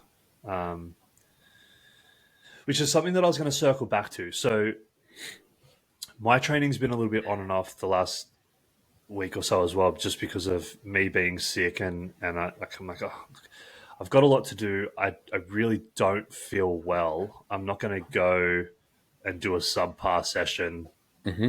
make myself feel worse. I'm just going to take the day or two or three, recover, and come back when I can, and have a productive session and Mm-hmm. work back into it. But the issue that I face now is that when I do take days off, my knee gets so bad Yeah. so quickly. Um, and that's something that I really have to work on balancing, because if I go too hard, my knee swells up and seizes up, and it's really unhappy. But Mm-hmm. if I don't go at all, it's 100 times worse. If I don't move, so last week I had trained twice, and I haven't trained since Wednesday. Mm-hmm. So I had Thursday, Friday, Saturday, Sunday, Monday, Tuesday, Wednesday off, Yeah. and my knee is shocking. Like I'm Mm-hmm. I'm proper limping because my knee swelled up, my knee seized up, and then because it was swollen and seized up, my calf locked up, my hamstring locked up, and my adductor locked up. And I have what feels like tennis balls in all three of those areas. So that's then restricting movement at the knee further. And then the less I move it, the more it feels seized up. And then the tighter those other muscles get. And it's like this negative feedback cycle of just like knee feeling like shit, Yeah. which doesn't happen if I continue to train. Mm. And it's always fascinating to me that that's how people live their everyday life, Mm-hmm. and not actually know how good they could feel if they actually trained. Yeah. And I know when we push the envelope, we get sore and whatever, but it's like that pales in comparison to the way your body feels when you don't actually move it and train it for on a regular basis. It's always something that really fascinates me. Like I've got like family members and stuff like that that have lived sedentary lives their entire lives, and they've reached a point in their life where they're like, oh, you know, my body's now starting to fail me. It's now not able to do the things I need it to do. It doesn't hold up. Like it's just it's struggling and it's suffering. Mm-hmm. And I'm like, there are literally so many basic things you could be doing to literally keep all that shit at bay. And it doesn't Yeah. even necessarily have to be like, you know, significant like weight training, like protocols and that sort of shit. Like even if I look at my grandparents, for example, right? My granddad, he he spends a lot of time outside in the garden. He spends a lot of time working with the birds. Like he's very active. Like even as a guy who's 80, who had a heart attack on the very end of December last year, like he's still very active for a guy in his situation. Like obviously less so than he was 12 months ago, but still very active. My nan, on the other hand, pretty much will spend all day inside in front of the TV in her recliner chair where she's comfy. Mm-hmm. And you look at their ability to move and get out of chairs and just like move from like the dining room table to the kitchen. And there is a very different level of movement. Mm-hmm. If I look at my mum, for example, she's 56 next week. So she's not like overly old in the scheme of things, but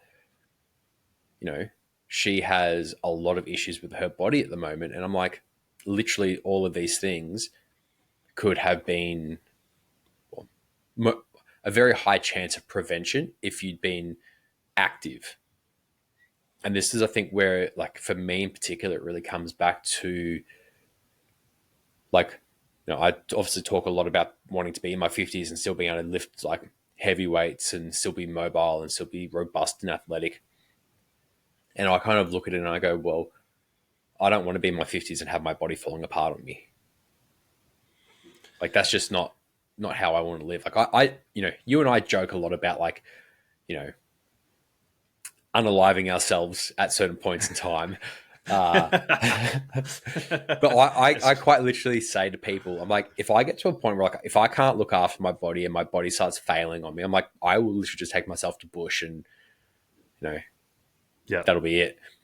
And like, I've said it to my granddad a few times and he's like, mate, because your apple hasn't fallen far from our family tree. I'm like, oh, why do you say that? And he goes, because literally that is something that I used to say when I was young as well. Is the moment that my body would start to fail me was the time I was going to take myself out bush and just fucking like shoot myself. Yeah. I'm like, I'm like dead serious. I don't want to get old to that point where I have to be looked after. That's not something that I'm, that's not life to me. That's not quality of life to me. no. And I'm a big advocate of quality over quantity. Like, Mm-hmm. I don't want to live to 100 if the last 20 years are just shit. just Yeah. save me and everyone else around me that has to deal with that. Like, I'll go at 80 and have 80 good years. Yeah. That's heaps. Yeah. But it's like these people that we see that are 50, even 60. I mean, that's not old. It's really not. That's not old. And to be in a position where you can't move properly and there's limitations on the things that you can do is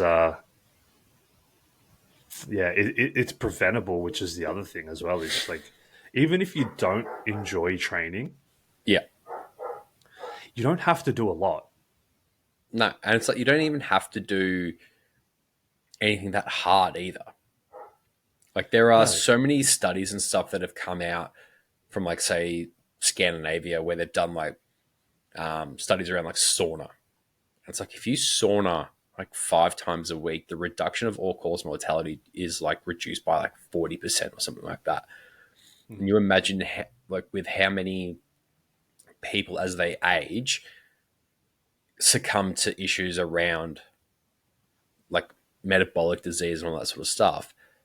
When you look at the cardiovascular improvements that you get from sauna, as well as obviously the benefits that come from reducing that all cause mortality, it's like if you could literally do something as simple as sit in a sauna a couple of days a week and have massive reductions on that side of things, it's like, well, why isn't that being pushed more? Mhm. Why aren't we encouraging our population to go and sit in a sauna? Like, I mean, fuck, like our you can pick up like a decent 2-person infrared sauna for home for like 2 grand. Yep. But people don't. People would sit there and go, "Oh yeah, but I don't have 2 grand to spend on a sauna." It's like okay, like that. That may be the case, but then all of a sudden you look at what people do have the money for. It's like, oh, they've got the money to buy shit food, and they've got the money to buy cigarettes, and they've got the money to to spend on seeing specialists because they're unwell. And it's like you find money for the things that you actually value. And Mhm. then it's the whole cliche saying of like it's only really until you get really sick that you realize how valuable your health is. Mhm. And I think like you and I, we're in pretty fortunate positions where obviously like our day to day life revolves around us being like in a gym and being in an active setting, and that's like really really fortunate. I think for you and I. I think the interesting perspective change I sort of had with that small hiatus that I had from the industry was very much around. It's like cool. Like if you are at a job that's not in the gym for 8 hours a day or 10 hours or whatever it ends up being, and then you've got to fit gym in on top of that. This is where, like, again, if we think powerlifters in general, how many powerlifters take between 2 and 3 hours to do a session? A lot. A lot. If you think about like if you're working 8 to 10 hours a day, training for 2 to 3 hours a day, like as a single person, like that takes up a lot of time and a lot of effort. You throw in like having a partner, having kids and shit on top of that, all of a sudden it becomes really, really hard. But this is, I think, where a lot of people get caught up. Like, you don't have to spend 2 or 3 hours in the gym to make really good progress. Like, if I look back to when I was working in that construction job last year, um, like I would usually work 6 till 2, 6 till 2:30, somewhere around there. Mhm. For most days, I would usually be at the gym by like 10 past 3, 3 o'clock, depending on obviously where I was working for the day. I would be done in 75 minutes Yep. and I was still making great progress. It just Mhm. meant that, cool, instead of, you know, fluffing around and talking, it was literally like, and this is obviously the good thing of, I was still very new at the gym. I didn't really know a whole lot of people. So I would go in, headphones would be on, I would go in, I would train. Everything was timed.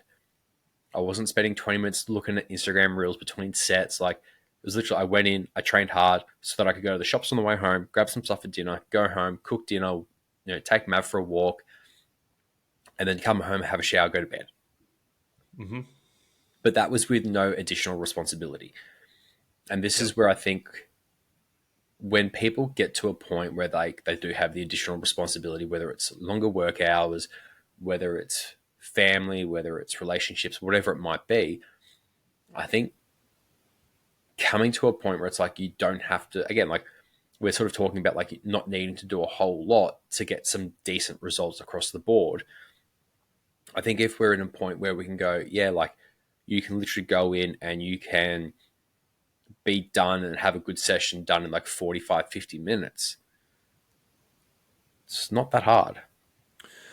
No, and this is look. There's a couple of points on that I'm gonna touch on, and we have a podcast planned to do in a few weeks on like programming and movement patterns and a lot of the kind of like doubling up, tripling up, or the redundancy that we see in movement patterns in a lot of programming. Mm-hmm.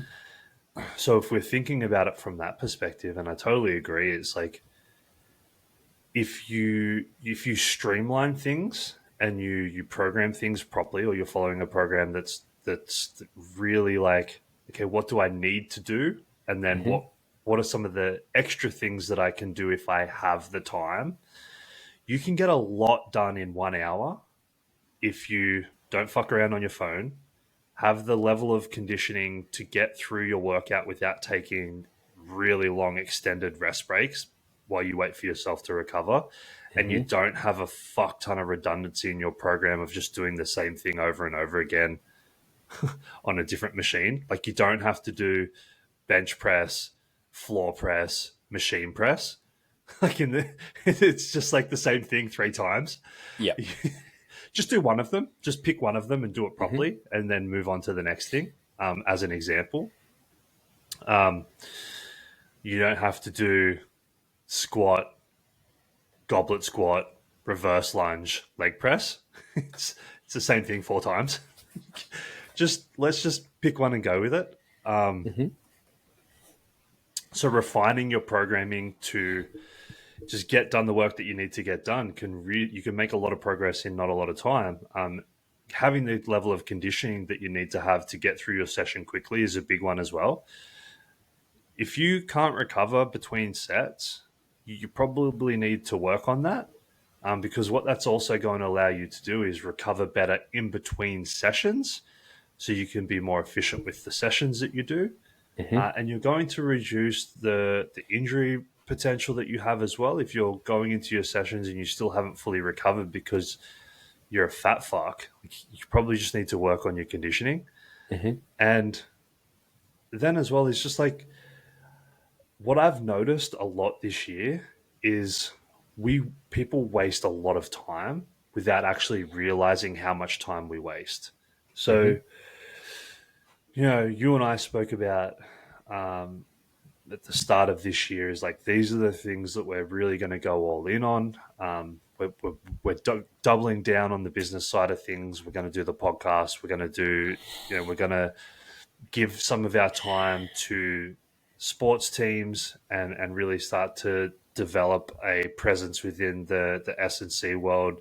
In that footprint, we have the powerlifting sides of our business that we work on. We both do some face-to-face stuff that we work on. We both have stuff outside of work, training, that we have to focus on. We both have training goals personally that we want to work on. So it's like we're juggling all of these things. And the more that we're both studying to various degrees as well, which we said we were going to do this year. And the more Mm-hmm. things that I just say yes to and add to my plate, the more I realize I can actually fit in if I cut down the amount of time that I waste. Yeah. So that's been a really big one for me this year, is understanding it's like you can do a lot in a day. And Mm-hmm. I know that we don't all have the same 24 hours, and that's something that I fucking hate when people say that. Like that is such a big trigger for me to hear people say like we all have the same 24 hours, you just don't want it enough. Or you're just like, well, guess what, buddy? I'm not 16 and I don't live with my parents and I have other responsibilities in my life other than just eating and training. So if you think everyone has the same 24 hours, I think you're probably not 25 yet. Because once you hit 25 to 30, you realize that we don't all have the same 24 hours. But what we do all have is the ability to assess the areas of our life that we're giving time to, and list them in terms of priorities. And then once you have that list, you can allocate time to things effectively. Social media is a big one. Mm-hmm. The amount of time that the average person spends just mindlessly scrolling through social media is mind blowing. It's way higher than what you would think. Mm-hmm. Like hours per day. It's always really interesting as well. Like when you do go on, like you can go on like a section of your settings in your phone, and you can see how many hours an app gets used per day. When you look at it, you're like, oh fuck, like it's a Mm-hmm. lot. And I Mm-hmm. feel like a lot of online coaches in particular will do the whole like, oh yeah, but like I use that for work. Like I message clients and I do all this and I do that. And it's like, yeah, like I'm sure you do, but then it's like, how much time do you actually fluff on it though? Yeah. So I can tell you, and I'll tell you what my numbers were. It's a rough. I can't remember exactly, but I remember last year, at the end of Mm-hmm. last year, I was averaging. It was like 8 hours a day on Instagram, Mm-hmm. and like 3 hours a day on WhatsApp. Mm-hmm. And I don't go on Facebook, but those two were the two main ones. Um, Yeah. but I wasn't posting very much on Instagram. Mm-hmm. So Instagram, those 8 hours were like, yeah, like talking to people in DMs and stuff, but mostly just like scrolling. Yeah. Now it's like 6 hours on WhatsApp Mm-hmm. and like 4 or 5 hours on Facebook, on Instagram. But I'm posting a minimum twice a day, sometimes 3 times a day, Yeah. doing much more stories. And I'm usually having like 6 to 8, 6 to 10, probably 6 to 10 like DM conversations per day Mm-hmm. as well. So it's like there is some scrolling in there too, obviously, but most of the time, like I'm much more productive on half of the time. Yeah. And it's just assessing where you're giving time. So to tie this back into people just prioritizing their life a little bit is like if you're spending even 2 hours a day on Instagram, Mm-hmm. TikTok is a big one. I don't have TikTok, but I know a lot of people have TikTok and they spend a lot of time TikTok scrolling. Yeah. And you're not getting in regular training sessions, like that's you could just spend 30 minutes of that doing something and you're going to be in a better position. Mm-hmm. Or if your gym sessions take 3 hours and half of that is spent on social media, probably just don't go on social media during your sessions. Yeah. And you could cut that down. So if you're like, oh, I don't have 3 hours to go to the gym today, well, just don't go on social media, have an hour and a half and get it done. And then And you've actually time your rest periods. all of a sudden you've got time. Mm-hmm. That's a big one. Yeah. But I do suggest everyone make that list. Like make a list of things that you have to give time to during the day. Mm-hmm. Don't allow social, like don't put social media on that list.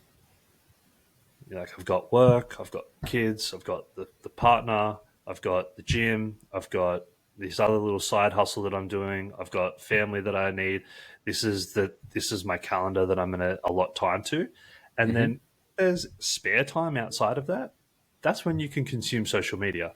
But like that should be the extras outside of the life, the real life stuff that we Yeah. want to do. And to be fair, like I know, like obviously you came back to like writing physical lists for your guys on comp day, and you made fun of me for keeping physical lists and not using it on my phone. To be honest, so like this is why I keep a physical list, so that I know that like every day when it's like, oh yeah, like I might be sitting there going, fuck, I could like I could do a cheeky early afternoon movie or like fuck around on my phone for a little while. It's like I just have a look at my list. It's like if there's still things on my list that haven't been ticked off, it's like no, you don't get you don't get that downtime yet. Like you've still got work you need to get done in order to be able to then go and do the things that you want to do that don't require a lot of brain effort. Mm-hmm. And that for me Yeah. is kind of like where that list really comes into play. Cause I'm like, well, I can sit there and be like, oh yeah, well, it would be really easy for me to sit and, chuck a movie on and just like switch off for 2.5 hours. But it's like, well, what stuff could I get done in that 2.5 hours that would bring me closer to what I'm trying to achieve this year?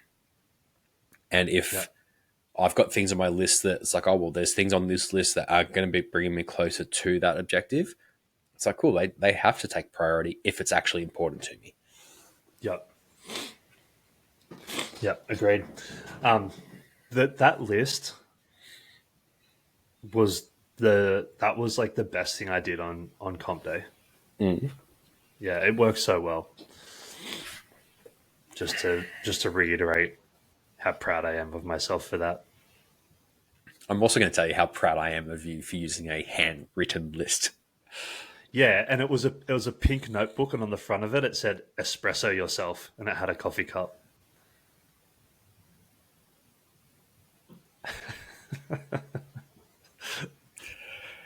How do you feel I'm about sure you know my thoughts on that. that? Fill us in. I feel like I get cancelled if I say it though. It's straight as fuck, man. Let's go with that. So I feel like coming off the back of you having a bunch of comps over the last couple of months that you've attended and handled at and had clients at, comp season kind of being in full swing at the moment. There's a lot of comps that are happening and will be happening for the remainder of the year before I think the kind of last comps end in kind of like November, and then there's a little bit of a break before it starts up again in the new year. Yep. I feel like it would be a really cool opportunity for us to run through from start to finish comp day as an athlete. So you wake up on comp day. What happens between waking up on comp day, going to bed on comp day? Like, there's a lot that happens, and there's a lot that needs to happen for it to be a fun and successful day. And I feel like there's a lot of things that we could cover that our listeners that don't necessarily have a coach or don't have a handler on the day could take away and implement during their next competition. So obviously we're talking about this as ourselves from like an athlete perspective. Yeah, let's attack it from an athlete perspective.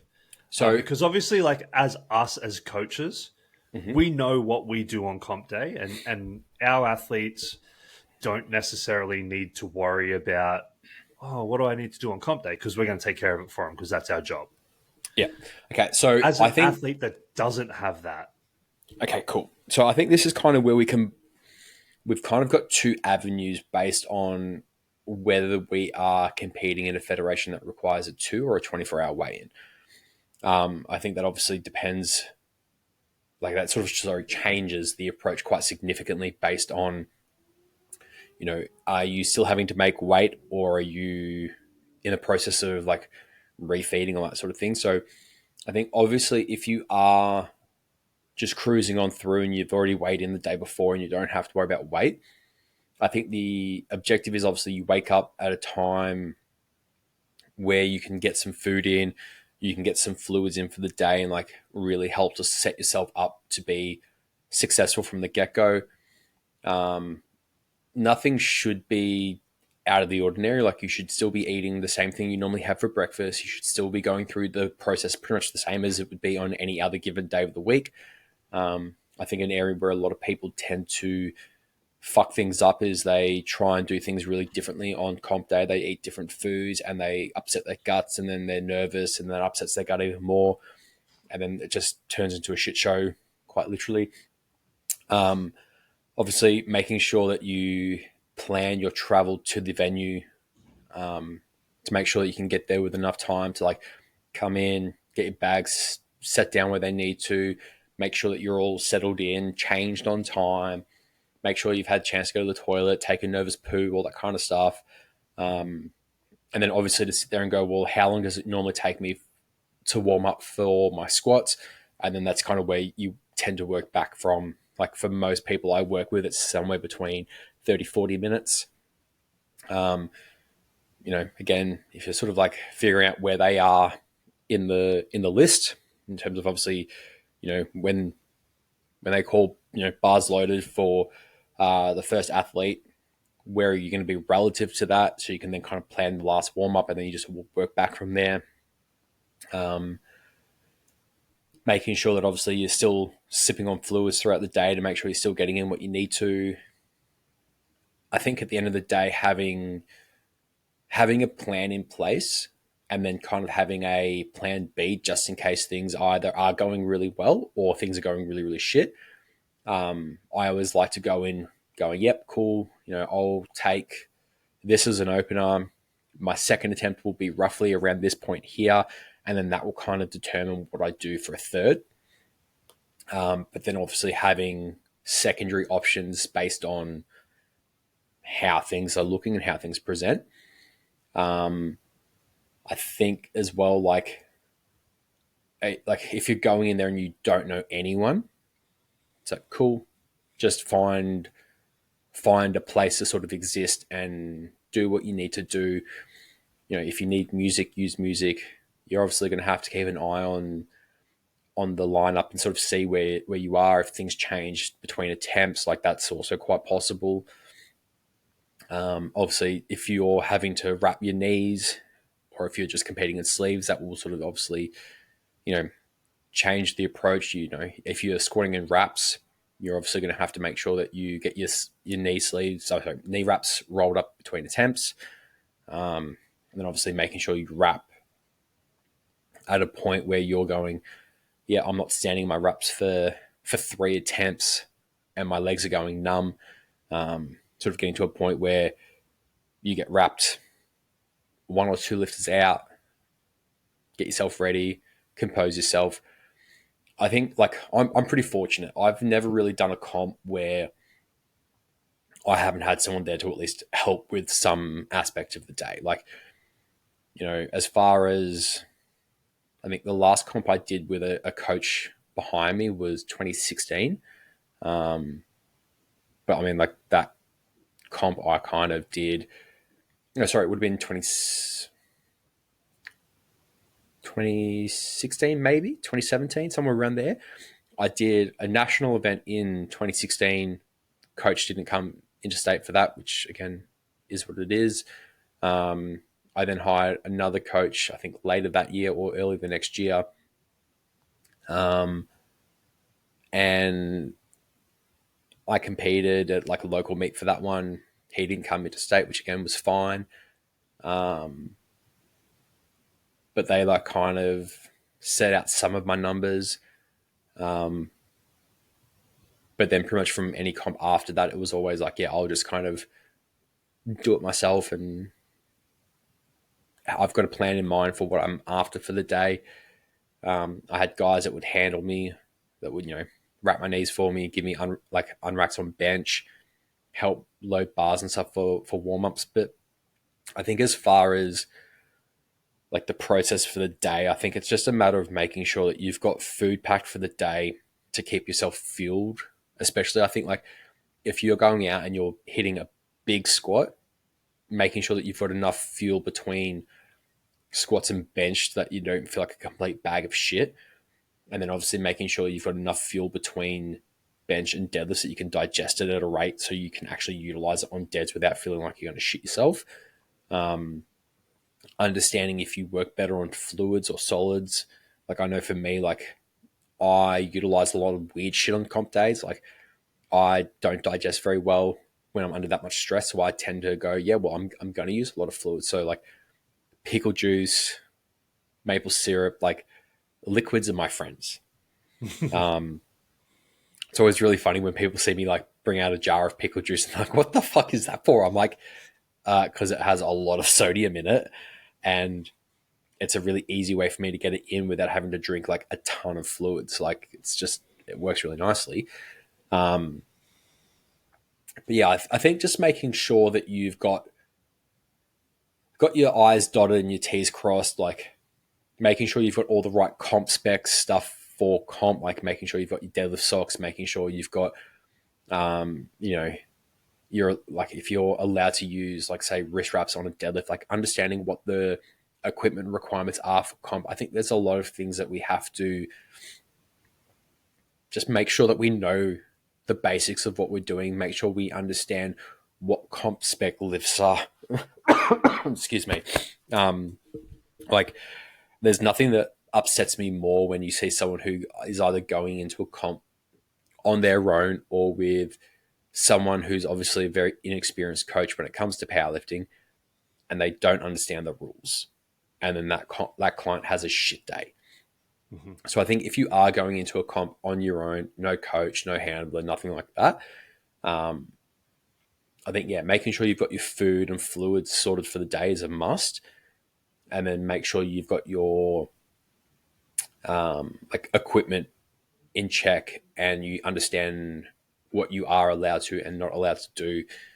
Um, and I think at the end of the day as well, it's just like, if you are there by yourself and you're like, fuck, like I'm struggling, like, don't be afraid to ask for help. I think the one really wonderful thing about powerlifting is you might be in the warm-up room by yourself. More often than not, there's going to be a coach in there who's probably going to be like, hey man, like, are you here by yourself? Like, if you need help, like, just jump in with my crew and we'll work as a team. I think it's a wonderful sport in that aspect, that there's a lot of camaraderie even amongst competition. Yeah, exactly. I mean, I had two guys that I did that for on Sunday that jumped in with Yeah. our guys and warmed up because they didn't have a coach there or a handler. So I made sure that they warmed up with my guys, and then I helped them with their unracks for bench and stuff like that as well. So Yeah. it's there's probably always going to be someone around that's willing to help you. And Mm-hmm. if there's not, you're at the wrong competition or you're an asshole. Either one of those Yeah. two are probably the right answer. So Probably both. probably both. So yeah, so waking up on comp day, you touched on a really good point there. Is don't change something on comp. What I always like to suggest, or I don't actually suggest that Em does all the nutrition for our clients, but I know she talks a lot about it on social media on her Instagram. Is like comp day isn't the day to change something. Mm-hmm. You've been prepping for this competition for however many weeks now. Like, you know that you're going to be competing on this day. It's not a surprise. You didn't just wake up and be like, oh shit, I've got a comp today. Be prepared. So for the Yeah. 2 weeks leading in, if you know that you have a competition on in 2 weeks' time, you should be starting to train your gut and your digestive system for the foods that you're going to be utilizing on competition day. So Mm-hmm. making sure, okay, on comp day, I need to have a breakfast that is high in carbohydrates, high in protein and moderate in fats to slow the digestion of those carbohydrates. Not too high in fats because I don't want to be sluggish. I don't want it to be sitting in my system for a long time. So if you usually have a super high fat breakfast, you're not going to be wanting to do that on competition day. So 2 weeks out, start have a comp day food plan and start utilizing those foods into your diet early so that your body has time to learn how to digest those things, build up the enzymes required to utilize those foods effectively so that on comp day, everything runs really smoothly. Mm-hmm. If you have, like you said, if you're doing a 24-hour or a 2 hour weigh in, that's going to change the period in between those based on that, right? So if you make weight 24 hours out, you then have the ability to refuel and rehydrate strategically for the remainder of that day and the morning of. Mm-hmm. If you're doing a 2 hour weigh in and you need to make weight, obviously you're going to have to wake up and weigh yourself and make sure that you're on weight. Do that, and then that rehydration and refueling window is a lot shorter, Yeah. condensed, a lot less margin for error, I will say, Mm-hmm. and holds a lot of importance because if you've had to cut weight, you're going to need to follow a rehydration and refueling strategy, and that strategy isn't slamming as much food and water as you possibly can. That No. isn't going to work. Your body has specific uptake processes and timelines that it works on, and just Mm-hmm. drinking 6 liters of fluid as quickly as possible is not going to rehydrate you faster than drinking the required amount of uh, hydration and fueling at specific intervals that your body requires it to rehydrate and refuel effectively. So Yep. knowing those timelines is important. Trialing those timelines is important, Mm-hmm. and giving yourself the best opportunity to perform when it does come to your lifting is probably like a huge recommendation that I'm going to throw out there, because Yep. you've put in so much work.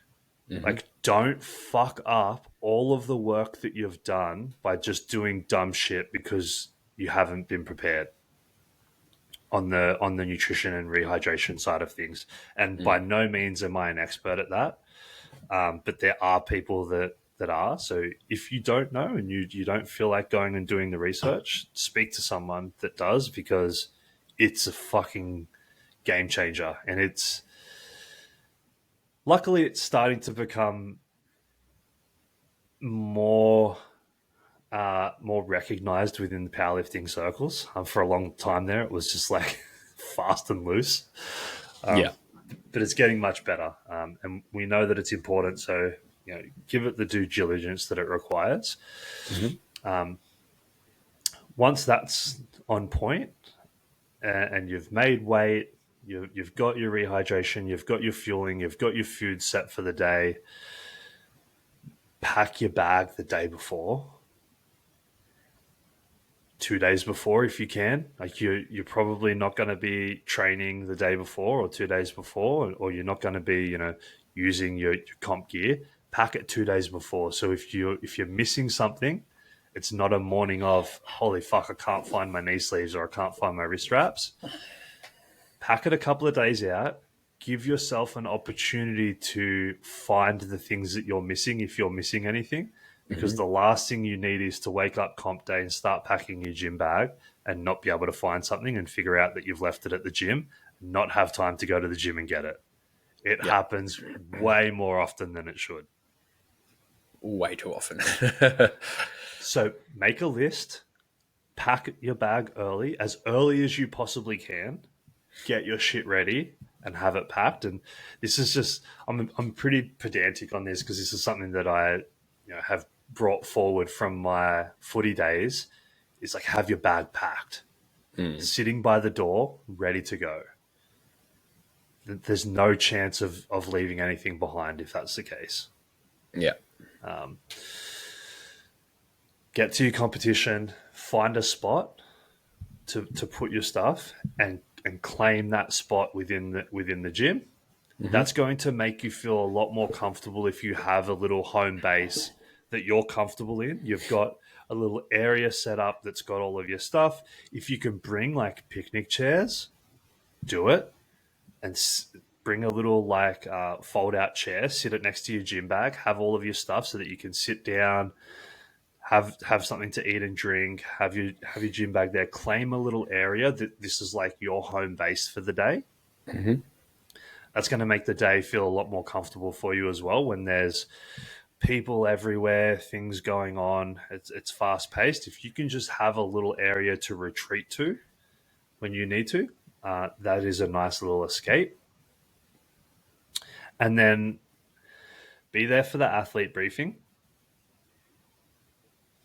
very important, because if you don't know what the expectations are, you can't execute to them. And if you're not there for the briefing, then you've got no excuse if you don't perform to standard. Yeah. And then have a plan around your warm ups. So this is something that I've spoken about a couple of times today already with the little book that I had for the athletes at States. Is like, not only did they have their warm up numbers planned, but they also knew at what time to hit those numbers. Mm. All too often, we see people come in, they're all G'd up, they've got a ton of nervous energy, they've been training for months on end, they just want to get out there and do it, and they hit all of their warm ups, and then they're like, fuck, I've still got half an hour before I actually go out there. Like, I see it often, man. Mm. It's like, and now we're in the position where, do we wait half an hour and then go out and hit our opener, or do you retake some warm ups? It's like neither are a great option. So having a plan around, okay, if I know each flight takes about 15 minutes, there's 3 flights before I need to go on and do my opener. I'm about halfway down my flight, so it's probably going to take about 6-ish minutes to get to me once my flight starts. There's a 5-minute break in between this flight and my flight. So between the end of the current flight and me lifting is going to be about 7 minutes. If I know that, I want to time my last warm up somewhere around the back half of that flight. That gives me about 8 minutes. I can go to the bathroom. I can have a sip of water. I can go and see my partner and say hello to my friends and family that came to visit me, and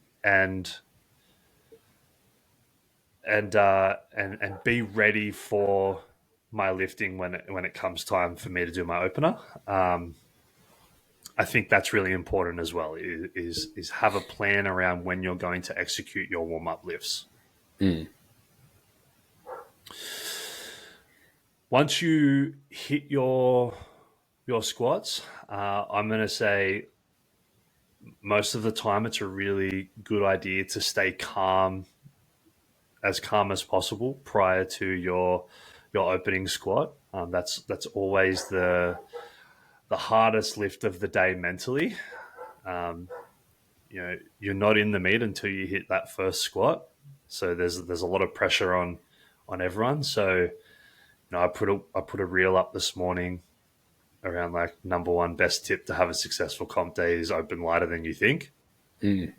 It's like you don't win prizes. You don't win prizes for opening the heaviest. Like there's no award for heaviest openers. Unless your name is Joe Whitaker and then you end up winning the day across the board anyway. Yeah, but there's you get 3 attempts. Yeah. There's no award for well done, Ben. Hang on one sec. I'm gonna fucking get the dogs in. They're going fucking mental.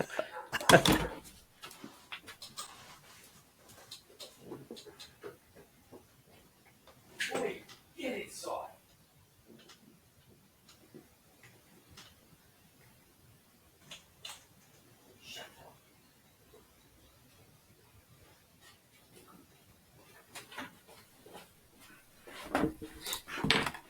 Sorry, dude. That's all right. I could fucking hear them through my fucking noise cancelling headphones. I'm like, you little cunts. Like, we have these little shithead Jack Russells next door, and they're just the worst. They just bark all the time. They bark all the time, and then Mav will go out and go fucking ape shit at them, and he'll just be like, you little cunt, shut the fuck up. Yep. Yeah. Sorry. Where was I? Talking about like opening lighter and yeah. So maybe open with something that you're really, really, really comfortable with, and stay calm, and then get on the board, and make your jumps from there. And I also think you touched on a really nice point around have some contingency plans. So something that I like to do for my athletes that I know other coaches do as well, and if you're a lifter that doesn't have a coach or a handler on the day, you could do something similar for yourself. Is have a I use a spreadsheet because I'm a spreadsheet fan, but you could just do it in your notes or in a notebook. Have a plan around. Okay, these are my predicted openers, or these is what I've put down as my openers. If things are feeling a bit shitty, this is maybe a lower opener that I could drop them to. Mm-hmm. If things are feeling awesome, this is a potentially slightly higher opener that I could go with. And then this is my second attempts that I'm thinking of taking. If things are feeling a bit shitty, this is a lower second attempt.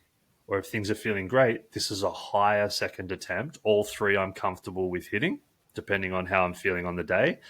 And then I always have a planned third attempt, lower or higher, and I'll judge the third attempt based on how the second one moves. Hmm. So that way, if you're in the warm up room and, heaven forbid, things are just feeling rubbish, it's not the end of the world. And you have a plan around that. You can quite easily just say, "Cool, I'm going to go to the lower option here. I'm just going to go up to the admin table. I'm going to pop in get them to change it to my lower attempt, Mm-hmm. and all is good." There's no shame in doing that. That's a smart, mature option. If you need to do that, or vice versa, if things are feeling really good, and you're like, "Well, dude, like this is this. I'm feeling very, very good today." You've got a higher option that you can move to as well, which might put you in a position to take jumps to hit something maybe higher than what you were expecting on the day. But just Mm-hmm. base it, if you're having a plan around that, you're not, it takes a lot of the emotion out of it as well. Yeah. So And I think that's understanding, probably a really important thing as well, is like not to allow emotion to drive decisions. It's like, especially if you do have a coach or a handler, is like allowing them to kind of go, well, like, I don't care if that flew and you thought it was easy. Like, we're not going to add another 15 kilos to a second attempt. Like, we're going to stick to a plan, and we're going to stick to a plan because a plan was done under logical conditions where emotion wasn't riding high. And yeah, similarly, like if you miss attempts, like these are the things we do in place of. yeah, yeah, and understanding that a competition is an emotionally charged environment, and you're going to be riding high on emotion. You're going to have high adrenaline. So knowing that leading in and having a plan that was made in a more logical state, or a less heightened state by either you or someone else, Mm-hmm. gives you a really nice reference point to look back on and be like, okay, I know things are feeling good Hmm. and I want to take a 40 kilo jump, but let's have a look at the paper here, and let's let logic guide our decisions a little bit. I think is a good um, kind of thing to do, I guess. Yeah. After squats, so you've gone through your squats. Whatever the result is doesn't really matter. You hit your third squat. What's next? As in, like, what is my next sort of like plan of action? Yeah, if you're an athlete, you hit your third squat. What are we doing now? Uh, I think regardless of whether it was successful or not successful, I think take a couple of minutes to sort of reflect on how it went, what you were sort of like taking away from it. Um, my focal point then would be cool, get some food in, make sure that we're sort of like topping up the energy tank for the day and sort of, you know, setting ourselves up so that we don't cramp like crazy when it comes to bench. Obviously, depending on how long you've got in between lifts, I think is going to kind of determine the approach there.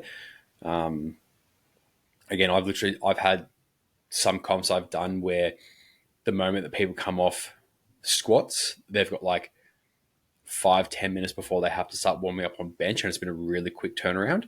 So Mm-hmm. usually, what I'll do in that instance is I'll be like, yep, like take 5 minutes to sort of like decompress and debrief, go see your friends and family, say hello, you know, then come back out the back, have something to eat, do some mobility work, get some movement restored back into the body so that the body can kind of relax a little bit, and then pretty much you're into warm-ups for the next lift. I think if you've obviously got a little bit longer, it might even be worth like getting out of the venue for 10, 15 minutes, get some fresh air, get some space, allow the nervous system to calm down a little bit so that you're not hyped up for the entire day. Again, I would say get some food in, you know, if you've got time, like have a 10-minute nap, like just like really allow the body to decompress and settle before you try and ramp it back up again. Because I think trying to maintain this level of energy all day, you're just asking yourselves to flatline come end of day. But yeah, my focus would be get food in, get some fluids in, you know, sort of like recalibrate yourself and repeat the process coming into bench. Yeah, I agree.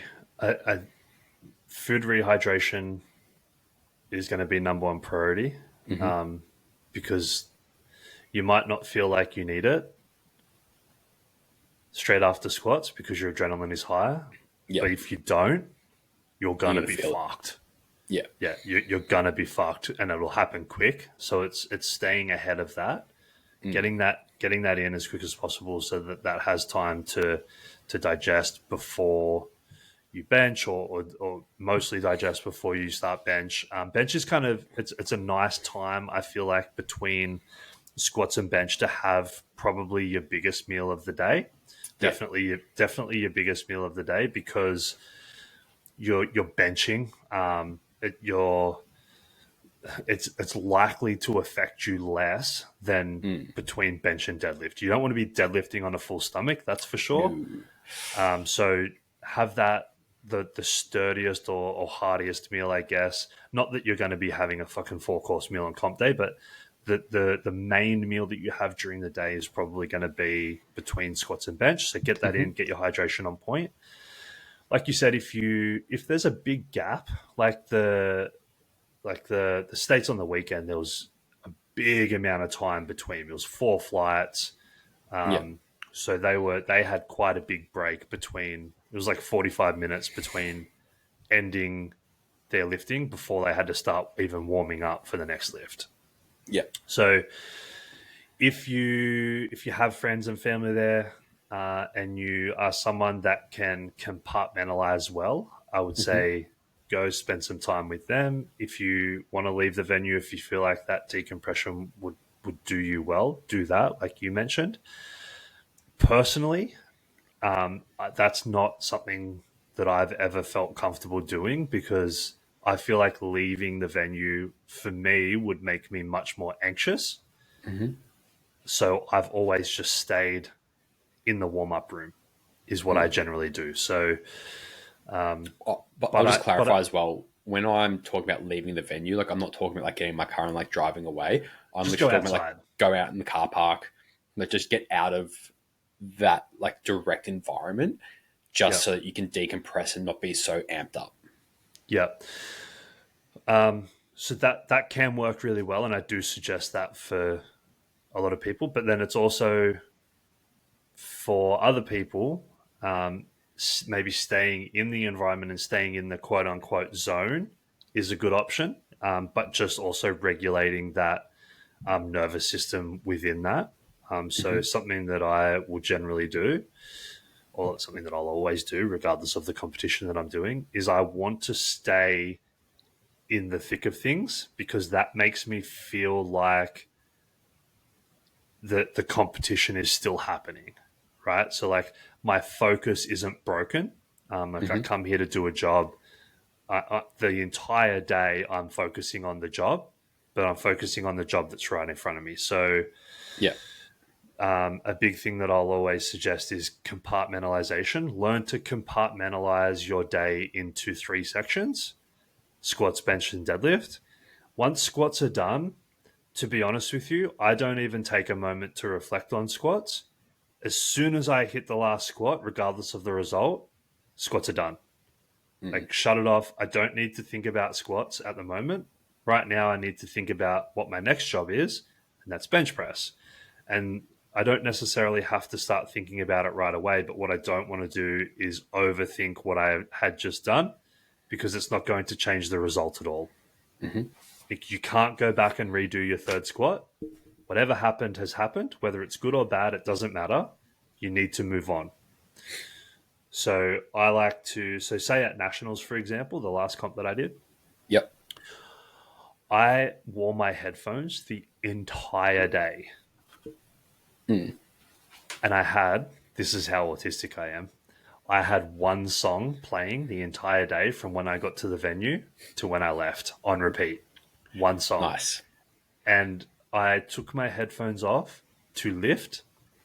I walked off the platform. I put my headphones back on, and I either stayed in the staging area, which is actually, that's exactly what I did. I stayed in the staging area in between lifts so that I was ready to go for the next one. At the end of the flight, I walked up to the warm up room, laid down in the warm up room, like ate my food, drank my drink, laid in the warm up room until it was ready to warm up again for the next lift with the same Mm. song on repeat.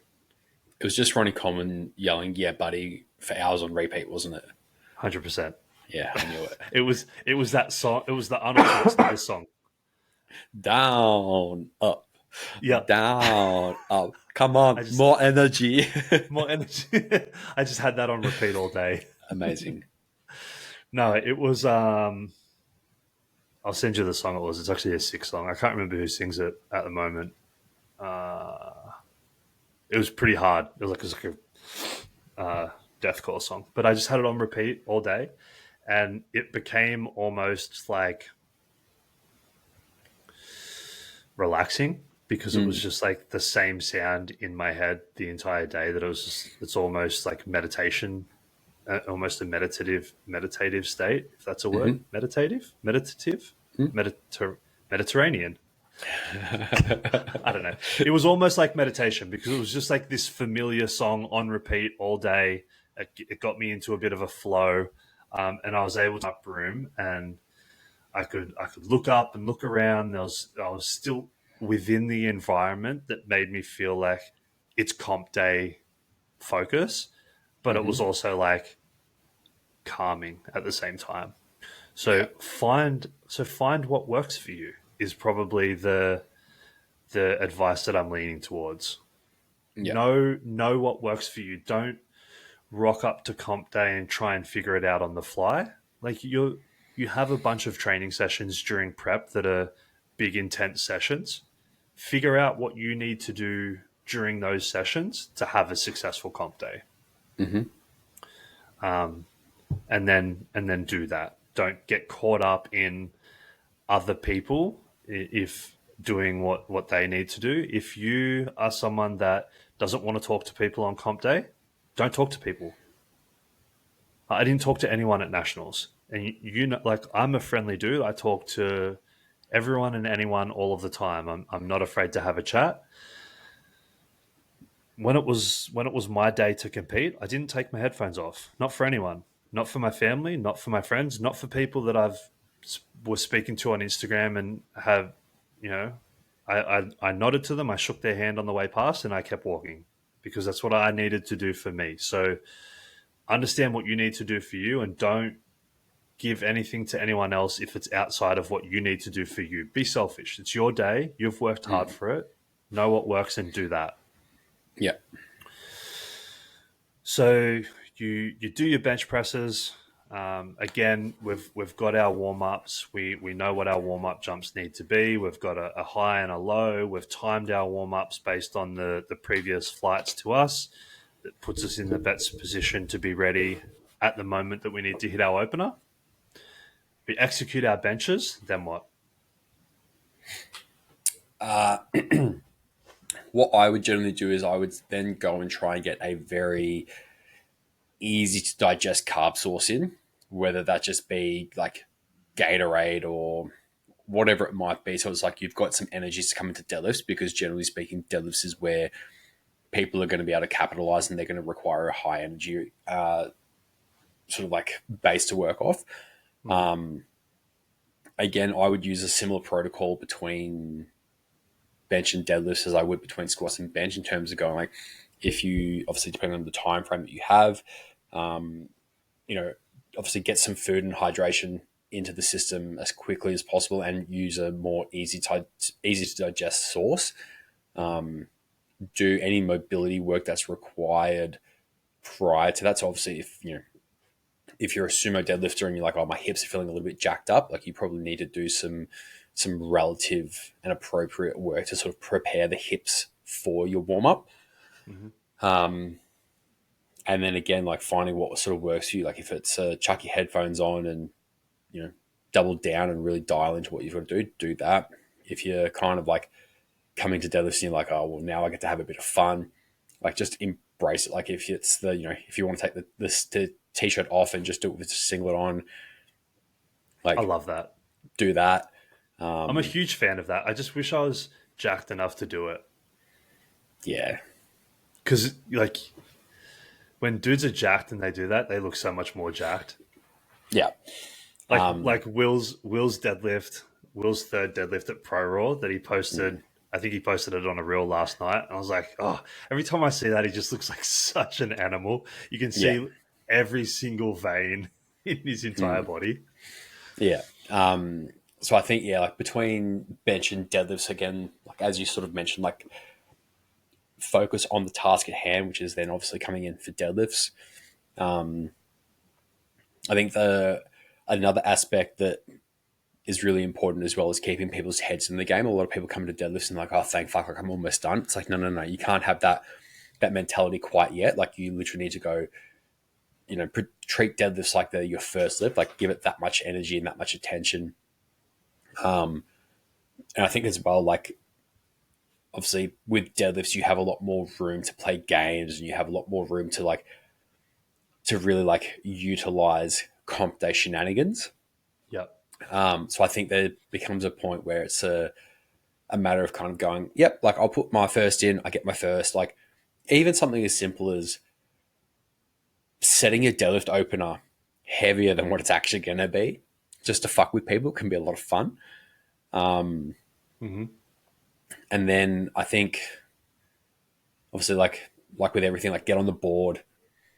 And then the thing that I always like seeing is when people play games with the temp selection. Mm-hmm. Like that for me is always something really fun to watch people do, and obviously to watch it like play in people's favors. But I think it's a matter of obviously being incredibly smart with the selection. Like if you are going to chuck in a really heavy third attempt, knowing you're going to change it, is obviously making sure that whoever is your competition, making sure that what you actually want to hit is within range of what the person can actually hit. Like this is kind of where sometimes I will sit there and go like, look, I don't really care for games. Like I just care about getting whatever we can on the board for the athlete at the time. So like I've got clients that, when they've competed, I'm just like, yep, cool. Like you hit this for a second attempt and, I reckon you've maybe got 6 kilos left. I don't think there's 7.5. So we're going to put in a 5 kilo jump here. And that's all we're going to take for today. Mm-hmm. But if it's the kind of thing where if it's like hey, look, you need 7.5 kilos to place, but you're going to have to just like really step it up and like, pull something out of your ass, so to speak. Like there's been, I think it was Pro Raw 7, maybe. I think it was Critter.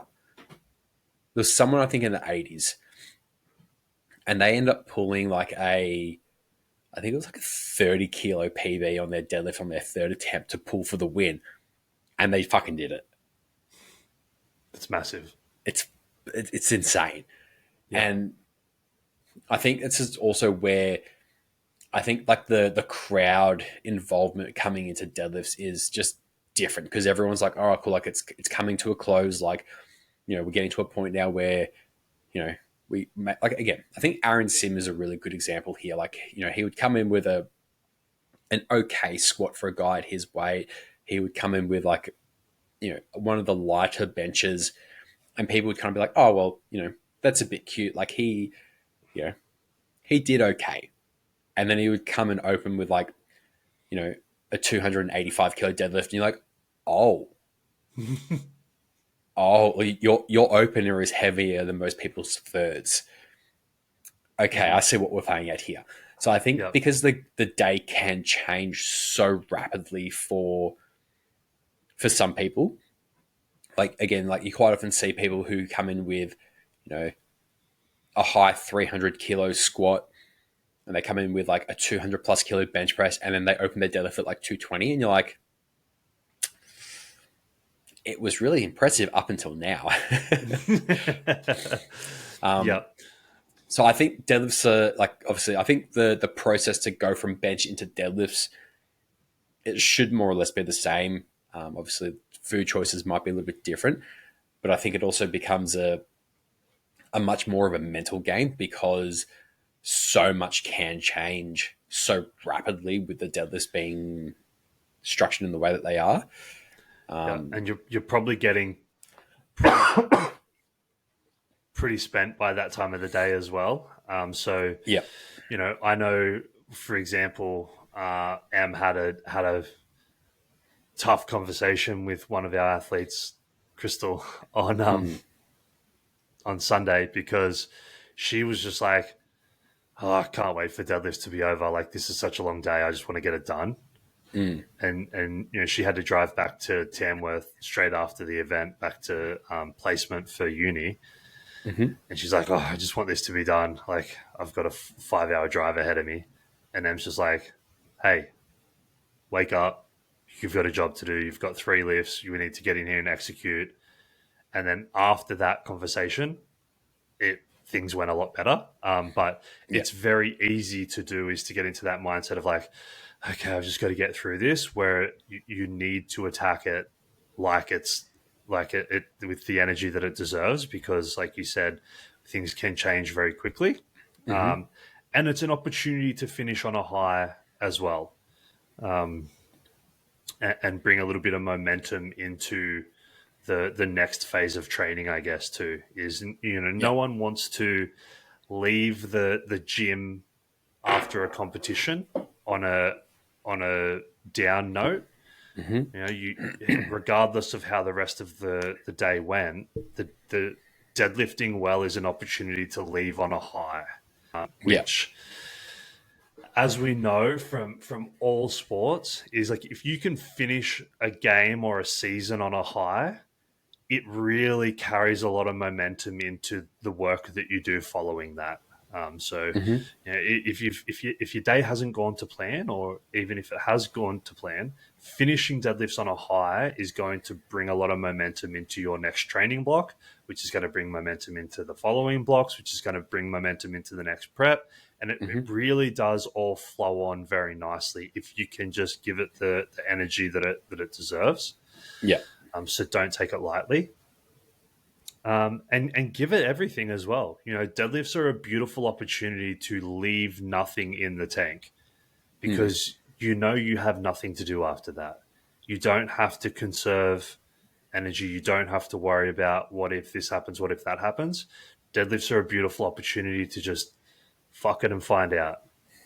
Fuck around and find out. Like there's nothing left. Go give Mm. it everything. Leave nothing on the platform, and whatever will be will be. So I think that's a really fun aspect of deadlifts as well, is you literally just fuck around and find out. Yeah. And I think as well, like if you do have a really good second attempt and you're kind of like, well, you know what, like where I am now, like if I don't make my third, like I still end up in the same position. But if I make a third attempt, that's probably a little bit of a big ask. I have the position to like pull for like, first, second, or whatever it might be. I think that's a really unique opportunity to sort of see what athletes are made of. Hmm. Like if you like there are some people that I work with on comp days where like I know for a fact that when I talk shit in their ear, that like riles them up and I can get inside their heads really well. And my favorite thing is probably like obviously I'm talking quite loudly now. Well, I wouldn't even say quite loudly. I would say it in a normal voice. But literally, like when I handle some athletes, I'll go up behind them. And I'll be this close to their ear that I only have to talk this loud. And I know that I can just say a few simple words, put a bit of emphasis on what I want, and tell them that they have a job to go and do and to fucking go and do it. And that is going to be enough to get the outcome that I want. I probably prefer that approach. That was very sensual. I make everything sensual, Nick. Reminds me of some hotlines. Yeah. What? What? Who? But like, to be honest, I probably prefer that over someone who wants me to slap the crap out of them. Mm-hmm. Like, don't get me wrong. If someone wants me to slap the crap out of them, I can fucking slap the crap out of them. Same. But I also would rather go, again, like, I think this is probably my bias as a coach, because like I'm not the kind of lifter that wants loud, over the top, like, spectacles. Like, I kind of want to be like, I want to be internally amped. I want to be nice and cool, calm and collected on the top, but ready to drop bombs. Is that a song reference? Yeah. Yeah. I feel like that's a song reference. I don't know the song though. I'm pretty sure it's an Eminem song. Yeah, I think so too. Yeah. I love that, but I think that also comes down to okay. So come into deadlifts knowing what your objective is as well. So if your objective for the day is to go for a podium, go for a win, whatever it is, knowing that you can manipulate attempt selections to try and drive the outcome that you're looking for is great. But then at the same on the other hand is if that's not your intention and you quite literally don't care about it, then what other people are doing shouldn't have a bearing on what you're doing. So knowing what your goals are will help determine how you approach deadlifts on the day as well. Yeah. If your goal is to finish the day strong, get a certain total, and or get a certain number, what other people are doing doesn't have any bearing on your attempt selections at all. If your goal is to place a certain position, you will need to keep an eye on what other people's attempt selections are based on the total that you're coming into deadlifts with, and then you might need to play around with that a little bit to land up in the position that you want to be in at the end of the day. But having that clear understanding of what the goal is, I feel is very important. Josh and I had two lifters on Sunday that came into deadlifts on the exact same total in the same weight class. I had spoken to my lifter prior to the entire day starting on like, what's our goal for today? And it was a specific total that would put her in a position to qualify for nationals. We knew that the openers that were set had them very close, and Josh was telling us over and over again that they were opening on the same numbers or had them close, and so we knew, and so we had the discussion like, is this something that we want to try and do? Like, do you care if you come first or second in the weight class for this event? And she like hand on heart said, I honestly do not care. Like it does not bother me in the slightest. I just want this total. And I'm like, cool. So we went about the day. We did our attempt selections like we normally would. Come to deadlifts, and I was like, coming into deadlifts, they were on, I think it was like 2.5 kilos difference or exactly the same. I can't remember exactly. And I was like, you're in a position here where we could go for a win if that's something that you're interested in doing. If not, we have our attempt selections. You just need to tell me either way, and I can do what I do, and we can make this work, and we can put some pressure on, or we can go for this win if we want to. And she was like, honestly, I do not care. Like, I just want to hit this total. Yeah. So we picked our selections based on that total. And Josh went and changed some numbers around on the deadlifts on the third attempts to go higher and lower, but it didn't affect us because we had already had that discussion that Mm-hmm. it wasn't something that we were even considering. It was just going for a total. So if the discussion had gone like, yes, this is something that we want to do, that's going to change. But having that clear understanding is, if you don't have someone there helping you, set some clear boundaries around, like, what am I trying to achieve today, and then stick to those. Yeah. Because, like we said before, it's a really emotional charged environment, and you can get caught up in things. And the last thing that you want to do is go in with the goal of hitting a specific total, get caught up in the hype of things, make some dumb selections, miss them, and not hit the total that you want to hit when that wasn't actually your goal in the first place. Yeah. I think that's the thing that like I think I do a pretty good job of as a coach is like I have the conversation with the athlete in the week of comp. I mean, like we have it obviously throughout the preparation for the comp as well, but I think especially like once like the last heavy session's done, it's like, all right, cool. Like as part of like the process between last heavy session and comp, it's like let's really solidify what our plan is for the day, so that when you go in for your weigh in and you put in your openers, you know you're putting in your openers to set you up for X, Y, and Z, Mm-hmm. based on obviously what the agreed upon objective is. And then it's obviously the interesting part where like on the day, like coming into deadlift, someone might be like, yeah, like I'm on track to achieve my goal. But then they're like, oh yeah, but if I can squeeze an extra 5 kilos out, I will win. It's like, well, then like where's the priority? Is it around winning or is it around the total? And like, what's the objective? And I think that's a really important part to have defined prior to the event, so that you kind of have something to fall back onto. Yeah, and that communication piece. If you don't have anyone to communicate with, is like having that understanding going in around, this is the objective, and basing decisions off that. And if you do have a coach there, have that running communication, that running dialogue throughout the day around, like, okay, this is what's happening. This is the current plan. Do we want to stick to the plan? Do we want to deviate from the plan? What are the pros and cons around that? Okay, Mm-hmm. cool. Let's keep going. You know, Yeah. it's those game time decisions which can be helpful to have someone around you that isn't as emotionally invested in the outcome as what you are, Mm-hmm. because that emotional investment in the outcome can really lead to some poor decisions in the moment. Yeah. So whether that's a mate, a family member, a coach, a handler, whatever it might be, having that calm, uh, uninvested opinion can be very, Mm-hmm. very helpful Agreed. to help set yourself up for a really positive and positive outcome and successful day. Mm-hmm. Post comp,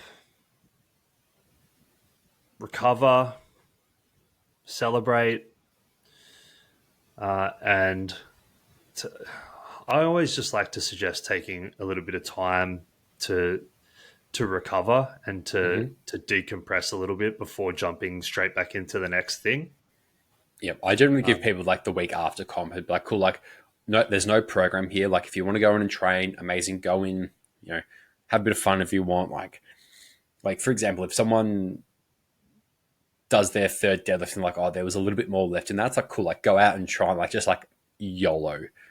mhm. Um, but yeah, like I generally like to give people that week post comp to be like, yeah, you've got freedom, go off and do your thing. bit of general bit of general movement to help with recovery. If you want to do a gym session, don't go too hard. And we jump back on the following week to a structured plan around, Mm. like, use that week after comp to set some new goals moving forward based on the result, and then kick into that like a week later. I don't love the idea of jumping straight back in. It's like you've just invested so much time and emotional and physical energy into a prep and then a comp, Hmm. and then to jump straight back into straight back on the tools this afternoon, it's like I feel like that's just setting yourself up for failure. To be honest, it's not a sustainable approach, and there's going to be a point where that just stops working. So just take your time. Like fucking Joe takes 3 months off, comes back, totals 1,000. And then preps for like 8 weeks. I wouldn't suggest doing that, but take a bit of time. No. Take a bit of time to reflect on the accomplishments that you did, reflect on the previous prep, and make some plans moving forward, and then go in and start executing on that. Yeah. Would be my best advice. Yeah, same. Oh man, do you have anything else? No, I mean, I think we've pretty much covered the majority of what we kind of need to. Like, obviously, I think there are always going to be situations where the context kind of maybe differs from what we've spoken about a little bit today. But I think for the most part, what we've sort of spoken about has given a pretty good general overview of how to like handle the day and what you should sort of be looking to achieve from each sort of segment of the day. Yeah. Yeah, obviously context and nuance is going to come into the conversation a lot, which is why I think, I'm a huge advocate for everyone having a coach or having someone to help oversee things, because, each day is going to be different. Each athlete's going to be different. Each prep's going to be different. And just if you're going to do it, I think having someone oversee it's a great idea. Obviously, I'm a coach. I'm not going to tell you to not get a coach, but I am also a coach that has a coach because I feel like having that guidance and that unbiased opinion on things is extremely helpful. And so, yeah, that's what I would suggest. I would suggest hiring either Ben or myself to help you. And we're going to just thinking about doing a competition that haven't done one yet. I would highly suggest you do it because they're fantastic. And the good thing is, I'm just going to give myself a cheeky little spruce here.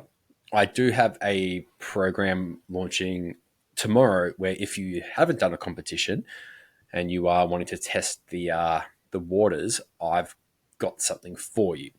So if you are looking at trying some powerlifting, but you don't necessarily want to jump into a sanctioned comp from the get-go, send me a message. I have something that will be of use for you. So feel free to just send me a message on Instagram and we can have a chat. Yeah, that's going to be a really cool product that I'm really keen to see that come to life, because obviously you and I have spoken about it quite a bit behind closed doors, and like to see it coming to life is fun, and I think it's going to be a really good avenue for a lot of people to go down. So hit up Ben for that, and hit up me if you want some online coaching as well. We've both got spots. So with no further ado, thank you so much, Ben, for joining me. I'm going to go and thanking you, do the rest of my stuff for the day. Yep. So I'm going to go have a shower and get ready for my next meeting. Beautiful. Chat to you soon. See you later, everyone. See you guys.